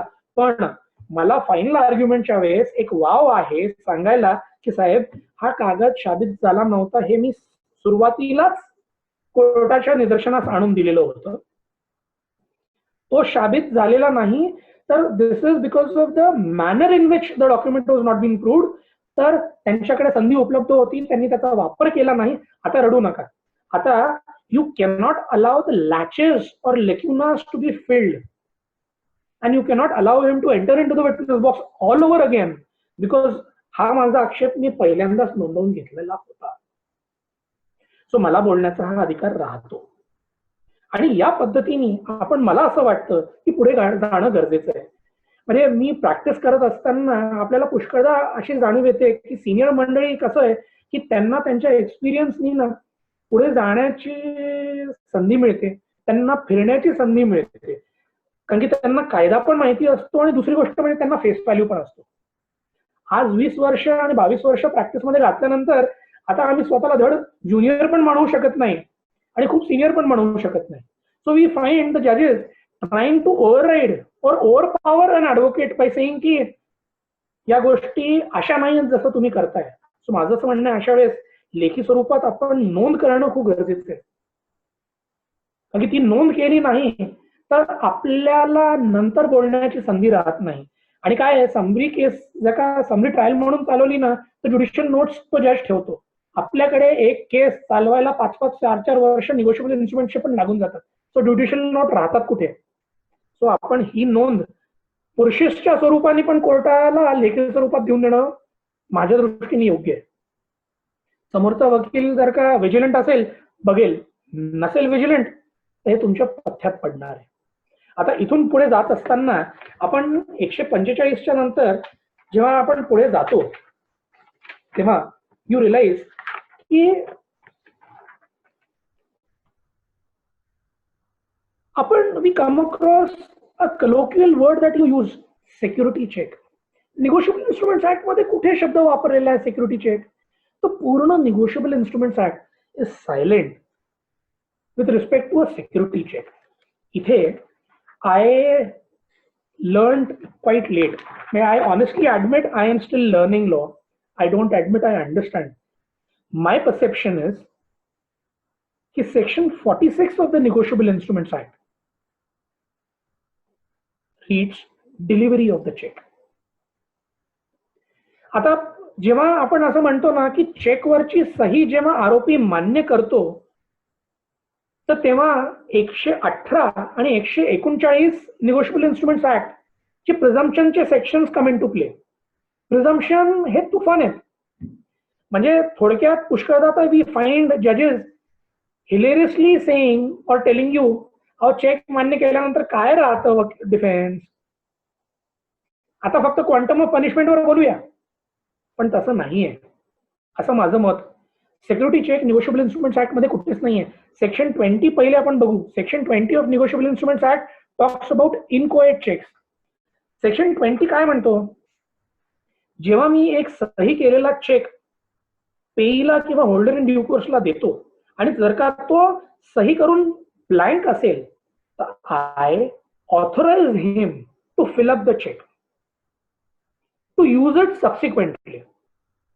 ह्याचा अर्थ जेव्हा आपण पुष्कळदा क्रॉसमध्ये सजेशन देतो किंवा डिफेन्सेस घेतो, हा सही केलेला कोरा चेक होता, सिक्युरिटी पोटी दिलेला होता, याचा गैरवापर केलेला आहे, हे फक्त म्हणून उपयोग नाहीये. कारण की सेक्शन 20 हा फिर्यादीच्या लाभात लेजिस्लेशनने निर्माण केलेला आहे की जर का करार आहे, कायदेशीर देणं आहे आणि जर का सही केलेला कोरा धनादेश असेल तर तुम्ही होल्डर ऑफ द इन्स्ट्रुमेंटला तो चेक भरण्याचा अधिकार देता. आणि एकदा त्यांनी तो चेक भरला आणि त्याच्यावर तारीख, रक्कम आणि नाव घातलं की तो चेक तुम्हाला वटवणं न्यायाच्या दृष्टीने गरजेचं. आता इथे आरोपीला सेक्शन 46 मदतीला येतो. काय 46? आता माझं दुर्दैव असं की मी आर्ट्सचा विद्यार्थी, मला कुठल्याच भाषेवर प्रभुत्व नाही, इंग्लिश नाही, सिव्हिल आणि मराठी नाही. पण खूप उशिरा मला हे कळालं की कायद्याच्या प्रॅक्टिसमध्ये आपल्याला भाषा समजली नाही, म्हणजे आपण फ्लुएंटली भाषा बोललो नाही ना तरी चालेल, पण व्याकरण आपल्याला समजणं खूप गरजेचं आहे. कारण की what is interpretation of law? Interpretation of law is understanding those few sentences in a section which are joined by conjunctions, comma, and, or. So simple sentence, compound sentence, complex sentence. So आपण एक section मधला एक वाक्य independently वाचू शकतो, आपण दोन वाक्य इंडिपेंडेंटली वाचू शकतो, पहिलं आणि तिसरं एकत्र वाचू शकतो, 1, 2 आणि 3 एकत्र वाचू शकतो. सेक्शन 46 वाचत असताना आपल्याला एक गोष्ट जाणवते की कायद्याने आपल्याला अधिकार दिलेला आहे टू से की जो चेक इश्यू करतो ना त्याला हा अधिकार आहे to say that he has issued a cheque conditionally. शब्द वापरलेला आहे कायद्यामध्ये conditionally, specifically, and not for the purposes of transferring the amount on the face of the check. किती छान आहे हा सेक्शन 46. सिक्युरिटी चेक असा शब्द कुठेच वापरला नाही, हा आपल्या दैनंदिन बोलचालीतला शब्द. पण सेक्शन 46 मध्ये त्यांनी असं म्हटलेलं आहे, दिलेला धनादेश जेव्हा आपण एका विशिष्ट गोष्टींसाठी दिलेला आहे, फॉर अ स्पेसिफिक पर्पज कंडिशनली दिलेला आहे, त्याच्यासाठीच तो वापरू शकू, त्या पलीकडे तो चेकचा वापर करण्याचा अधिकार होल्डरकडे नाही. म्हणजे कायदा शिकताना मला नेहमी असं वाटायचं की मी एम आर साठे सरांकडे होतो की ते नेहमी एक वाक्य वापरायचे की you cannot read one act in isolation of the other. तुम्ही एक ऍक्ट इंडिपेंडेंटली कधीच वाचू शकत नाही, तुम्हाला एका कायद्याबरोबर अनेक कायदे वाचणं गरजेचं आहे. सो सेक्शन 46 मध्ये जेव्हा आपण म्हणतो ना की the delivery of the cheque was constructive or specific, तर कन्स्ट्रक्टिव्ह म्हणजे मी सही करून दिला तो कन्स्ट्रक्टिव्ह झाला, पण तो कन्स्ट्रक्टिव्ह डिलिव्हरी स्पेसिफिक होती आणि कंडिशनल होती. तर कॉन्ट्रॅक्ट ऍक्ट मध्ये कंटिंजंट कॉन्ट्रॅक्ट एक प्रकार असतो. आपण सेल्स ऑफ गुड्स ऍक्ट खाली, ट्रान्सफर ऑफ प्रॉपर्टी ऍक्ट खाली, कॉन्ट्रॅक्ट ऍक्ट खाली जेव्हा बघतो तेव्हा आपण देणं, लिगल डेट्स किंवा अदर लायबिलिटीज जेव्हा म्हणतो ना, तेव्हा एखाद्या विशिष्ट गोष्टीकरिता हा चेक दिला करिता जेव्हा आपण देतो तो करार, तो सब्जेक्ट टू कंप्लायन्सेस हा जेव्हा विषय येतो आणि त्या कंप्लायन्सेस जर का झाल्या नसतील तर हा cheque was not delivered by me as mention by the complainant, it was delivered specifically, it was delivered conditionally. आणि त्या कंटिंजन्सीज पूर्ण झाल्या नाही, त्या पूर्ण झाल्या नाही तरी या चेकचा त्यांनी दुरुपयोग केलेला आहे आणि त्यांनी आता दुरुपयोग केलेला आहे आणि म्हणून त्याला त्या चेकचा आता गैरवापर करण्याचा अधिकार नाही, म्हणून that complaint can be sought to be dismissed. So आपण जेव्हा म्हणतो ना की what are the defences available under negotiable instruments act, माझ्या दृष्टीने apart from the technical defences की लिमिटेशन मध्ये आहे की नाही, डॉक्युमेंट्स प्रूव्ह झाले की नाही, त्याला अधिकार होता की नाही, सगळ्यात महत्वाचा जो डिफेन्स, कायदेशीर डिफेन्स आपण घेतो की कॉन्ट्रॅक्ट फुलफिल झाला की नाही. आणि जर का कॉन्ट्रॅक्ट फुलफिल झाला नसेल तर जरी मी सही करून चेक समोरवाल्याला दिला असेल तर त्याला त्याचा वापर करण्या बंधन आहे. So section 46 to my humble sense is the soul of negotiable instruments act. Section 46 आपण प्लीड केल्याशिवाय पुढे जाऊ शकत नाही, कारण की आपल्याला नेहमी कोर्ट बघा विचारतं की चेक त्याच्याकडे आला कसा, तुम्ही बाकी सगळं सोडा हो, उत्तर द्या, चेक त्याच्याकडे आला कसा. तर चेक त्याच्याकडे आला कसा, सेक्शन 46 खाली की आमच्यामध्ये करार झाला, मी चेक दिला, ज्या कारणास्तव दिला ती कारण पूर्ण झाली नाही तरी त्याचा गैरवापर झाला आणि म्हणून तो चेक सही मी कबूल केली असतानाही माझ्या विरोधात वापरू शकत नाही. आणि जर का आपण हे रिबट केलं तर 118 खाली आणि 139 खाली आपल्याला त्रास नाही, कारण की सेक्शन 20 खाली सही केलेला कोरा धनादेश तो भरू शकतो आणि एकदा तो भरला तर presumption as to date, presumption as to consideration, presumption as to date, हे सगळ्या गोष्टी ताबडतोब लागू होऊन गेल्या आणि रिबट करण्याची पूर्ण जबाबदारी आपल्यावर येऊन गेली. So, section 46 is the foundation for defense for any accused and his advocates in the courts of law. आता हे आपण जेव्हा करतो ना तेव्हा नवीन एक अमेंडमेंट कायद्याने आणले.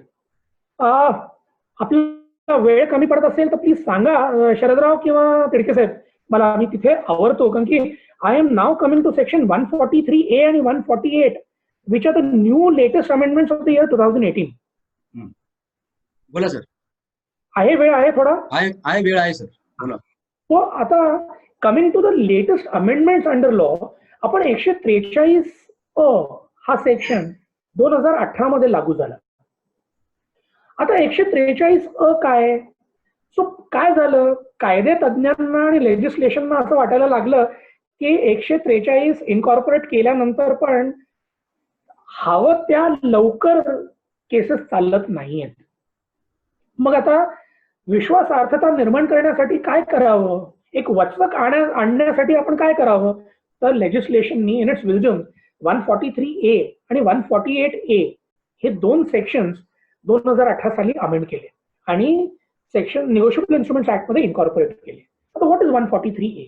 143A talks about interim compensation. Interim compensation which can be given to the payee or the holder in due course, that is the complainant, by the complainant court.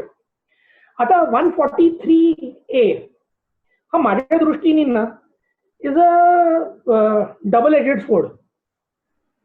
एका बाजूला आपण असं म्हणतो की विश्वासार्हता निर्माण करण्यासाठी, लवकर चालवण्यासाठी 143A आपण आणूया, म्हणजे इंटरिम कॉम्पन्सेशन आपण आणू. आणि इंटरिम कॉम्पन्सेशन मध्ये कोर्टाने काय म्हटलं, लेजिस्लेशनने काय म्हटलं की जर का चेक अज्युम करून चालला की 10 लाखाचा असेल सो 10 लाखाचा चेक नापास होऊन आल्यानंतर कंप्लेंट फाईल केली आणि आरोपीला समन्सची बजावणी झाली.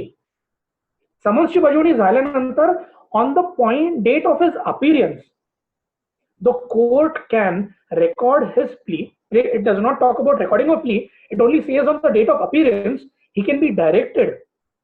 On the date of his charge or his appearance, he can be directed. He may be called upon to pay interim compensation, which shall not be beyond 20% of the amount of the dishonored check. So, section 143A in toto मध्ये 2 शब्द आहेत, मे आणि शाल. So 143 मध्ये the word may governs the word शाल. मे काय, कोर्टाला असं वाटलं की इंटरिम कंपन्सेशन देण्याजोगी केस असेल तर कोर्टाने इंटरिम कंपन्सेशन ठोठावावं आणि ती रक्कम cannot go beyond 20% of the amount of the dishonoured cheque. So ह्याला पर्याय काय आणि कसं कोर्ट डिस्क्रिशन वापरणार. सो आता मी त्याच्यात माझं इंटरप्रिटेशन असं आहे की कोदे साहेबांचं 2 जजमेंट्स नागपूर बेंचचे असे होते की 251 CrPC talks about recording of प्ली आणि section 251 of CrPC says while recording of the plea the court may call upon the accused to put up his defense. आता what is putting up of his defense? So आता आपण जर का negotiable instruments act थोडा वेळ इथे थांबवलं आणि if we go to order 37 of CPC one realises what is order 37. It's a summary trial. So तिथे लीव टू डिफेंड एक प्रोव्हिजन आपण वाचतो. सो तिथे संबंधित ड्रॉअर ऑफ द चेक लेखी स्वरूपात आपली बाजू मांडतो. ही कैफियत नाहीये दाव्याला, ही एक लीव टू डिफेंडचं ऍप्लिकेशन आहे ज्याच्यात तो आपला बचाव मांडतो आणि सांगतो या कारणास्तव मला भांडण्याजोगी केस आहे, सो मला बचाव मांडण्याचा अधिकार असावा. सो त्या गोष्टींचा विचार करून कोर्ट त्याला लीव टू डिफेंड देतं. त्या माझं असं म्हणणं आहे दीज आर अनलोगस प्रोव्हिजन्स. आता 251 खाली 143 अ नंतर आरोपीला कोर्टाने आपला बचाव लेखी स्वरूपात मांडायला लावावा. तो लेखी स्वरूपात आरोपीने आपला बचाव मांडला तर तो बचाव विचारात घेऊन मग कोर्टाने आपला डिस्क्रिशन वापरावा, ज्याच्यात शब्द आहे 143 अ मध्ये may. So the court may upon considering the defence of the accused grant interim compensation or otherwise. So may is not shall. So हा जो त्यांना एक पर्याय दिलेला आहे तो त्यांनी सतसत विवेक बुद्धी आणि गुणवत्ता विचारात घेऊन वापरायचा आहे. पण अनफॉर्च्युनेटली आपल्याकडे नेहमी लेजिस्लेशन आपले हायकोर्ट्स आणि सुप्रीम कोर्ट्स मध्ये एक टसलच चालू राहते. म्हणजे मी I don't want to sound contemptuous, पण अनफॉर्च्युनेटली एक नवीन जजमेंट आपल्याकडे येऊन टेकलं त्याच्यात एक बॉम्बे हायकोर्टने असं म्हटलं सुप्रीम कोर्टचं जजमेंट असताना की the defence of the accused should not be taken into consideration while deciding the quantum of interim compensation. Parent high court आहे, माझ्यावर बंधनकारक आहे, सबऑर्डिनेट ज्युडिशरीवर बंधनकारक आहे. काय करावं? लेजिस्लेशन म्हणतं मे, हे म्हणतात डिफेन्स विचारातच घेऊ नका. आणि 143 आणून केलं काय? कारण की त्याच्यात मुळात तरतूद अशी नाही आहे की मी इंटरिम कंपन्सेशन ठराविक पद्धतीत दिलं नाही तर माझा डिफेन्स स्ट्राईक ऑफ करावा. त्यांचं काय म्हणणं आहे, इंटरिम कंपन्सेशन मी ठराविक पद्धतीत दिलं नाही तर 421 सीआरपीसी खाली तुम्ही जशी दरखास्त आपण दाखल करतो तर सीआरपीसी मध्ये that interim compensation can be recovered by exercising the provisions of section 421 of CrPC. म्हणजे कंप्लेनंटनी इंटरिम कंपन्सेशन साठी पहिल्यांदा मांडायचं. जर का आरोपीने पैसे दिले नाही तर दरखास्तीसारखी 421 खाली अर्ज दाखल करायचा. आरोपीने पटलं नाही तर त्याच्यावर अपीलमध्ये निघून जायचं किंवा रिव्हिजन मध्ये निघून जायचं. Whatever has been defined under 141 आपलं 143A. So we have now a series of litigations which will start at the very inception. म्हणजे 143 वरच जर का आता पकडून चला 1 कोटीचा चेक आहे, उद्या 20% कोर्टाने सांगितलं ज्या माणसाची ताकद 20 लाख भरण्याची असेल तर तो चेकच नापास करणार नाही. सो ते 20 लाख त्याला भरणं शक्य नाही. सो त्या 20 लाखाची ऑर्डर आरोपी चॅलेंज करायला तर सुपिरियर कोर्टाकडे जाईल. म्हणजे केसचं मेरिट्स राहील बाजूला, आपण भांडणार कशावर आहे? इंटरिम कम्पन्सेशनवर. असो, 143 ची ही एक तरतूद 2018 मध्ये मांडण्यात आली. त्याच्याबरोबर 148 हा सेक्शन इनकॉर्पोरेट करण्यात आला. What is 148? 148 uses the word shall. It is interim compensation in an appeal against conviction.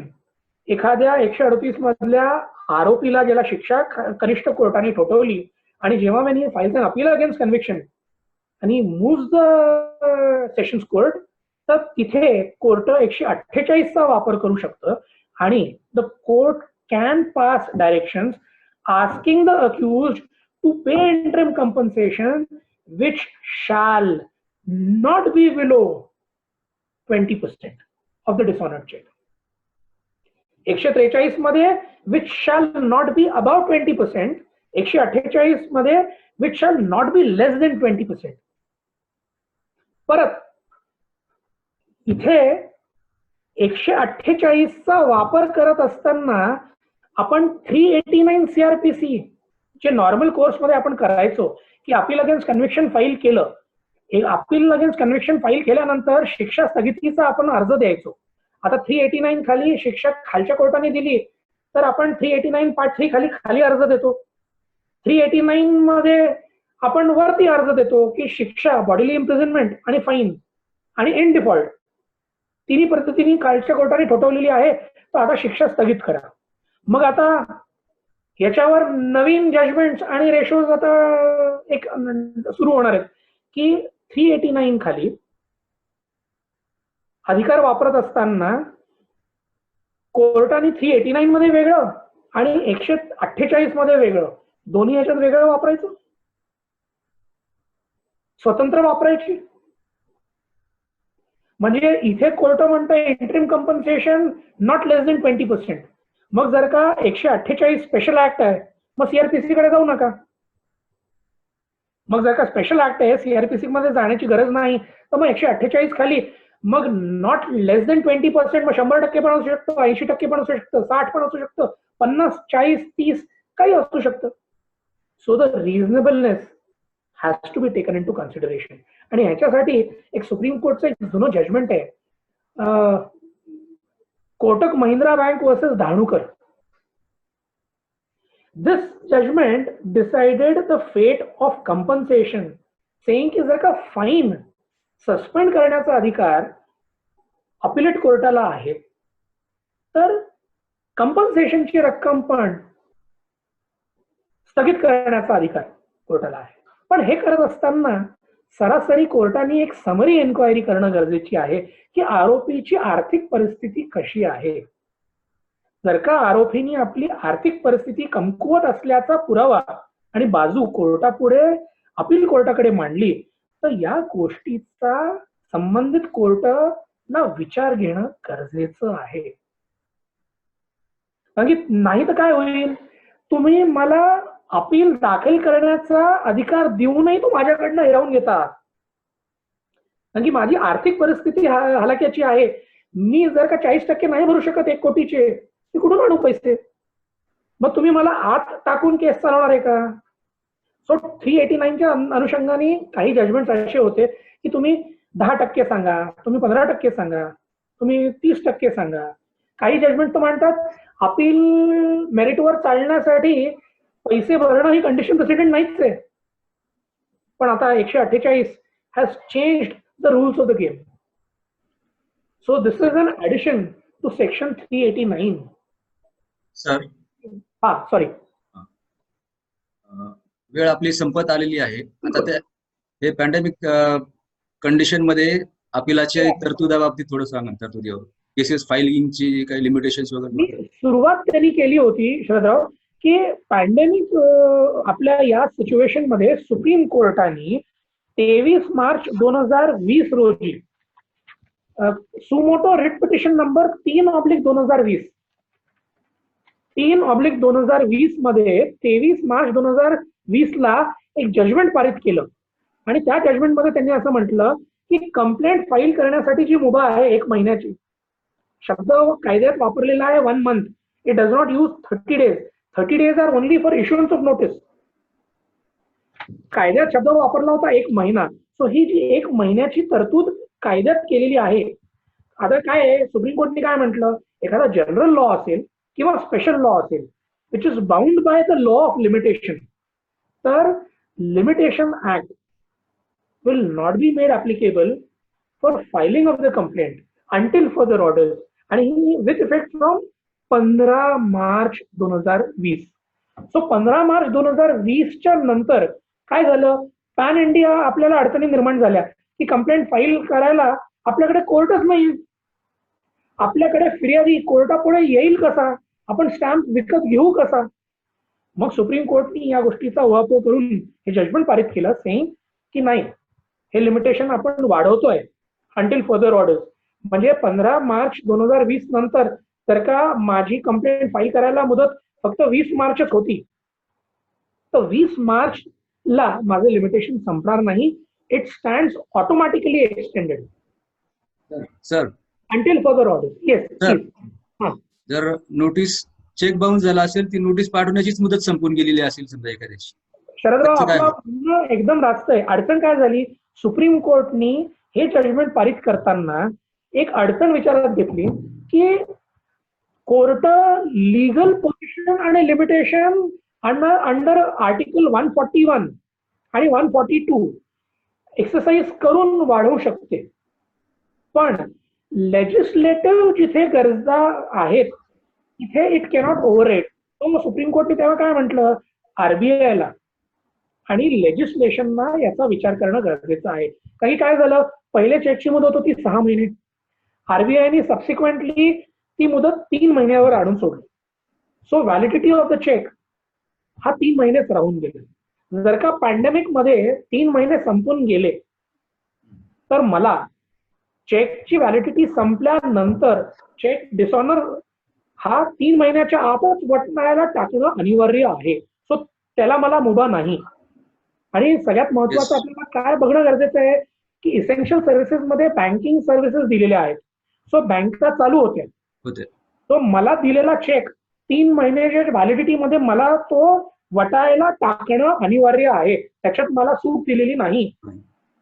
आता तो चेक नापास होऊन माझ्याकडे आला, 30 दिवसाच्या आत नोटीस देणं मला अनिवार्य आहे. मला पॅन्डेमिक मध्ये त्याला सूट दिलेली नाही. सो 30 दिवसाच्या आत नापास झाल्यापासून मला नोटीस देणं गरजेचं आहे. का? कारण की कोर्टाने असं म्हटलं, म्हणजे एकंदरीत the wisdom of the legislation must have been की पोस्ट अथॉरिटीज या इसेन्शियल सप्लाईज खाली येतात, इसेन्शियल सर्व्हिसेस खाली. सो पोस्ट पॅन्डेमिक मध्ये चालू होते, सो पोस्टाने पण आपण नोटीस पाठवू शकतो. दुसरं, आपण ईमेलनी पाठवू शकतो, फॅक्सनी पाठवू शकतो, व्हॉट्सअपनी पाठवू शकतो, फेसबुक मेसेंजरनी पाठवू शकतो. सो आपल्याला इन्फ्रास्ट्रक्चरल लिमिटेशन्स नाही आहेत. चेक डिपॉझिट करायला, नापास झाल्यानंतर नोटीस पाठवायला. आपल्याला लिमिटेशन्स कुठे निर्माण झाले की इन्फ्रास्ट्रक्चरल लिमिटेशन्स कुठे आहेत की मी स्टॅम्प कुठून आणू, फिर्यादी कोर्टापर्यंत पोहोचेल कसा, वकील कोर्टापर्यंत पोहोचेल कसा. पोस्ट बंद होतं, काहींचं असं म्हणणं आहे की पोस्ट बंद होतं, मग कशा पोस्ट करायचं. आता अनफॉर्च्युनेटली काय आहे माहितीये का, इसेन्शियल सर्व्हिसेस मध्ये पोस्ट आणलेलं आहे. सो आपण आता नाही म्हणू शकत की पोस्ट बंद होतं. आता त्याच्यामुळे लिमिटेशन वाढणार नाही. आणि म्हणून मी सेक्शन 94 निगोशिएबल इन्स्ट्रुमेंट्स मध्ये का घेऊन गेलो, सेक्शन 94 असं म्हणत नाही की लेखी नोटीस द्या.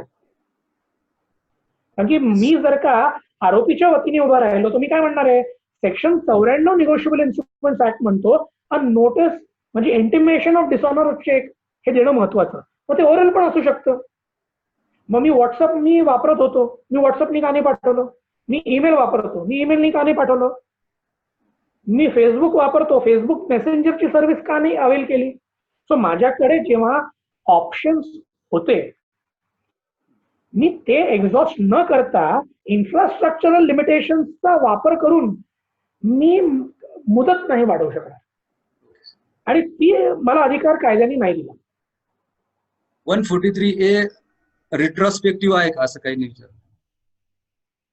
आता सध्या कोर्टाने जे लेटेस्ट जजमेंट 2019 मध्ये बॉम्बे हायकोर्टनी आणि सुप्रीम कोर्टनी आणून सोडलं ना, तर पहिलं सुप्रीम कोर्टचं पहिलं जजमेंट होतं की 143A हा रेट्रोस्पेक्टिव्ह आहे. त्याच धर्तीवर बॉम्बे हायकोर्टनी पण जजमेंट दिलं की हे रेट्रोस्पेक्टिव्ह आहे. पण सबसिक्वेंटली सुप्रीम कोर्टनी later and point of time, म्हणजे आता गमत बघा शरदराव, आपल्याकडे आपण नेहमी म्हणतो लॉ ऑफ प्रेसिडेन्स. पहिलं सुप्रीम कोर्टचं judgment with said it was retrospective was a division bench judgment. Subsequent later and point of time जे म्हणतात रेट्रोस्पेक्टिव्ह नाही आहे, that is again a division bench judgment. आणि नंतरचं जे जजमेंट आहे जे म्हणत होतं की रेट्रोस्पेक्टिव्ह नाही आहे, that judgment does not talk about the previous judgment. So ह्याला आपण लॉ प्रेसिडेंस मध्ये म्हणतो the subsequent supreme court judgment was sub silentio about the first judgment. आता whether it would be a good law or whether it would be a bad law, कारण की जुनं supreme कोर्टचं judgement त्याच स्ट्रेंथचं ला बॉम्बे हायकोर्टच्या जजमेंटची ताकद आहे. आपण महाराष्ट्रामध्ये आहोत, सो सगळ्या सबऑर्डिनेट जजेसना बॉम्बे हायकोर्ट बंधनकारक. बॉम्बे हायकोर्ट पहिलं म्हणालेलं आहे रेट्रोस्पेक्टिव्ह, सुप्रीम कोर्ट पहिलं म्हणालेलं आहे रेट्रोस्पेक्टिव्ह. फक्त सबसिक्वेंट सुप्रीम कोर्टचं जजमेंट आलं आणि म्हणालं नाही नाही हे रेट्रोस्पेक्टिव्ह असू शकत नाही, ह्याला प्रॉस्पेक्टिव्हच द्यायला पाहिजे. सो हा कायदा 143A चा लागू झाल्यानंतरच हा 143A चा कायदा लागू होईल.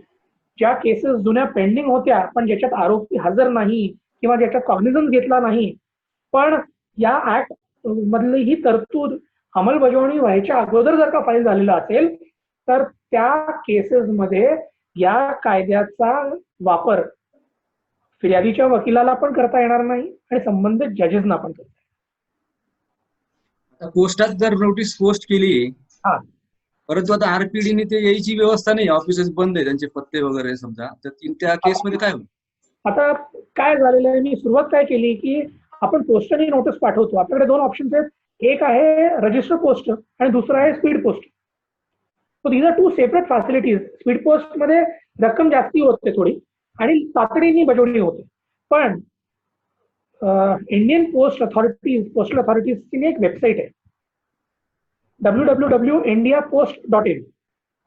तर या पोस्टल वेबसाईटवर जाऊन आपण हा जो युनिक आयडेंटिफिकेशन नंबर मिळतो ना, आपला RAID नंबर, ज्याच्या अनुषंगाने आपण नोटीस पाठवली त्याची माहिती आपण त्या वेबसाईटवर आपण लॉग इन करायची आणि ते आपल्याला त्या युनिक आयडेंटिफिकेशन नंबरची संपूर्ण माहिती आपल्याला एका चार्टच्या अनुषंगाने उपलब्ध करून देतो. सो हे पॅकेज कधी आमच्याकडे आलं, ते आमच्या GPO मध्ये आम्ही कधी पाठवलं, त्या GPO मधनं संबंधित ऍड्रेसीच्या पोस्ट ऑफिसकडे कधी गेलो आणि त्याला डिलिव्हर कधी झालं. सो त्याच्यात शब्द वापरलेला आहे डिलिव्हर्ड टू द ऍड्रेसी. सो त्याची प्रिंटआउट आपण काढली तर त्याचा पण वापर आपण करू शकतो. ते पोस्टाची प्रिंटआउट काढून आपण पोस्टाला पत्र लिहू शकतो की आम्हाला एक्नॉलेजमेंट आलेली नाही, ही माहिती आहे तर आम्हाला माहिती द्यावी की त्याची बजावणी कधी झाली. सो आपण नॉर्मल म्हणतो की आपण complaint to the postal authorities की आमच्याकडे एक्नॉलेजमेंट आली नाही, आम्हाला माहिती द्यावी. मग काय करतो पोस्ट, तुम्ही त्यांना या पत्राबरोबर कंप्लेंट बरोबर जेव्हा ही याची पोस्ट जोडता किंवा ती नसेल तर आपण माहिती मागवता, तर ते आपल्याला माहिती कळवतं की या तारखेला तुमची बजावणी झालेली आहे. धन्यवाद सर. आपला बरेच प्रश्न या ठिकाणी आलेले आहेत. सर्व प्रश्न आपण जे काय चॅट मध्ये सेव्ह केलेले आहेत, परंतु आता वेळेचा आपल्याला मर्यादा असल्यामुळे आणि असंही काही जणांची रिक्वेस्ट या ठिकाणी आली, भाटे सरांचं पुन्हा एकदा लेक्चर या ठिकाणी काही राहिलेला पाठ घेता येईल का, त्याबाबत देखील आपण या ठिकाणी विचार करूया सर. सेकंड लेक्चर आपण त्या ठिकाणी घेता येईल सर. या ठिकाणी विषय ह्याच्यात एकच प्रश्न मला एक रेलेव्हंट वाटतोय खूप, म्हणजे जो महत्वाचा आहे की unregistered partnership form complaint file करू शकतं का. कारण की काय झालं, 2016चं एक जजमेंट आहे ज्या नागपूर औरंगाबाद बेंचचं, जस्टिस चीमा साहेबांचं, आणि सेक्शन 69 ऑफ पार्टनरशिप ऍक्ट या धर्तीवर बॉम्बे हायकोर्ट औरंगाबाद बेंचने असं एक जजमेंट दिलं की unregistered partnership firm cannot file a complaint under negotiable instruments act section 138. आता खरं अशी परिस्थिती 2016 पर्यंत नव्हती, कारण की negotiable instruments act section 138 was considered as criminal in nature. ह्याला शिक्षा आहे. म्हणजे याच्यात त्यांनी शब्द वापरलेले आहेत, punishment which can go up to 2 years or fine which can extend double the amount of the cheque or both. So त्यांनी हे शब्द वापरल्यामुळे ही क्रिमिनल केसच आहे. आता ही क्रिमिनल केस असल्यामुळे सेक्शन 69 पार्टनरशिप ऍक्ट मध्ये जो शब्द वापरलेला आहे नो सूट क्लेम, पण अनफॉर्च्युनेटली या 2016च्या बॉम्बे हायकोर्टच्या जजमेंट नंतर कायद्याची यंत्रणा अशी फिरली की त्यांनी असं म्हटलं unregistered partnership firm cannot file a complaint. म्हणजे माझे स्वतःचे 11 मॅटर्स अडचणीत आले. आमचे अनेक मॅटर्स हायकोर्टमध्ये पेंडिंग आहेत. काही जजेस सेन्सिटिव्ह होते. काही जजेसना पटलं की हा कायदा ज्या पद्धतीने मांडला गेलेला आहे 2016 साली, कारण की शेवटी judgment of the Bombay high court is binding. 141 खाली हे आपल्यासाठी रूल ऑफ लॉ आहे. पण सेन्सिटिव्ह होते. त्यांनी काय म्हटलं, तुम्ही हे प्रकरण पेंडिंग ठेवा, बघू बॉम्बे हायकोर्ट आपल्याला काही रिलीफ देतं का.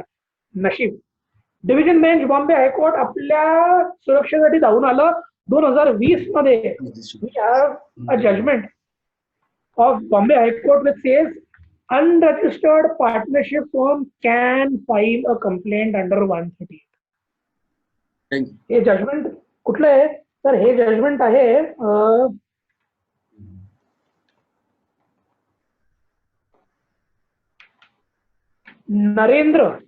नरेंद्र वर्सेस बलबीर सिंग,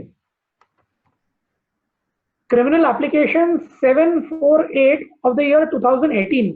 आणि their lordship Shri PM Deshmukh Saheb आणि श्रीमती पुष्पा गनेडीवाला मॅडम या दोघांचं हे जजमेंट आहे. 7 फेब्रुवारी 2020 ला हे जजमेंट पारित झालं. आणि जे काही एक म्हणजे प्रश्नचिन्ह या पूर्ण कायदेशीर विषयावर निर्माण झाला होता की पार्टनरशिप फर्म कंप्लेंट करू शकतं की नाही, त्याच्यावर एक पूर्णविराम आला. आणि आता partnership firm can initiate a criminal action under section 138 of the act. धन्यवाद साहेब. खूप छानसं मार्गदर्शन या ठिकाणी 138 निगोशिएबल इन्स्ट्रुमेंट ऍक्टच्या कायद्यासंदर्भाने या ठिकाणी केलेलं आहे. आणि खऱ्या अर्थाने जर बघितलं तर भाटे सरांचं जेवढं ज्ञान या विषयी आहे ते 1 तासात 1.5 तासात संपण्यासारखे ते नक्कीच नाहीये. आणि प्रश्न जर आपण या ठिकाणी बघितले तर सर्वांना बऱ्यापैकी अतिशय आनंद झालेला आहे. त्यांनी आभार देखील तिथे मानलेले की छान लेक्चर आहे, उत्कृष्ट असं मार्गदर्शन आपण या ठिकाणी केलेलं आहे. चॅटमध्ये आपल्याला त्या ठिकाणी वाचता आलं नाही म्हणून मी तुम्हाला या ठिकाणी सांगतो. अनेकांनी त्या ठिकाणी भावना व्यक्त केलेल्या आहेत. तर मी या ठिकाणी नाशिक बारच्या वतीने आमचे बारचे सदस्य कमलेशजी पाळेकर यांना विनंती करतो की त्यांनी आपल्या आजच्या वक्त्यांचं आभार मानू. Kamleshji Palekar. Hello Bhate sir. Sir आपण वेबिनार चालू व्हायच्या आधीच सुचवलं होतं की वेबिनारच्या माध्यमातून आपल्या लेक्चर सिरीज चालू करतील का. योगायोगाने आपण लेक्चर सिरीज चालू केली आणि तुम्ही आम्हाला बहुमूल्य असा वेळ दिला. पण हा ऍक्ट जरी असं वाटतं JMFC ट्रायबल असेल तरी हा खूप कॉम्प्लिकेटेड असा ऍक्ट आहे. याचं एक प्रत्यक्ष आपण सेशन घेतलं पाहिजे आणि त्याच्यामध्ये प्रश्न उत्तरांच्या सेशनला जास्त अवधी दिला पाहिजे असं मला वाटतं. तर लवकरच लवकर हे लॉकडाऊनचं सर्व काही संपलं, कोरोनावरचं संकट टळलं की आपण बारच्या माध्यमातून एक प्रत्यक्ष लेक्चर ऑर्गनाईज करू आणि त्याच्यामध्ये प्रश्नोत्तरांसाठी एक मोठा अवधी ठेवू. सर, या लॉकडाऊनच्या पिरियडमध्ये तुम्ही वेळ काढून आम्हाला मार्गदर्शन केलं आणि लेटेस्ट सायटेशन सांगितले, लेटेस्ट पोझिशन सांगितली कायद्याची, सर्वांना मार्गदर्शन केलं. प्रत्येकाला याच्या प्रॅक्टिसमध्ये नक्कीच फायदा होणार आहे. त्याबद्दल मी नाशिक बारच्या वतीने आपलं आभार मानतो. धन्यवाद sir. Thank you. Thank you so much. Yes, thank you. आजच्या आणि नाशिक आभार आहे. Yes, thank you. आजच्या या लेक्चर्स नंतर उद्याच जे काही लेक्चर्स या ठिकाणी होणार आहे त्याविषयीची लिंक या ठिकाणी आपणा सर्वांना पाठवण्यात येईल आणि केस लॉजचं PDF फाईल देखील आपल्याला सर्वांना उपलब्ध करून देण्यात येईल. नाशिक बार तर्फे सर्वांना ते उपलब्ध करून देण्यात येईल. आजचं लेक्चर या ठिकाणी संपलं. मी पुन्हा एकदा नाशिक बारच्या वतीने संपूर्ण सर्व वकील वर्गाचा आभार मानतो आणि वक्त्यांचा देखील आभार मानतो. थांबतो. जय हिंद, जय महाराष्ट्र. थँक्यू.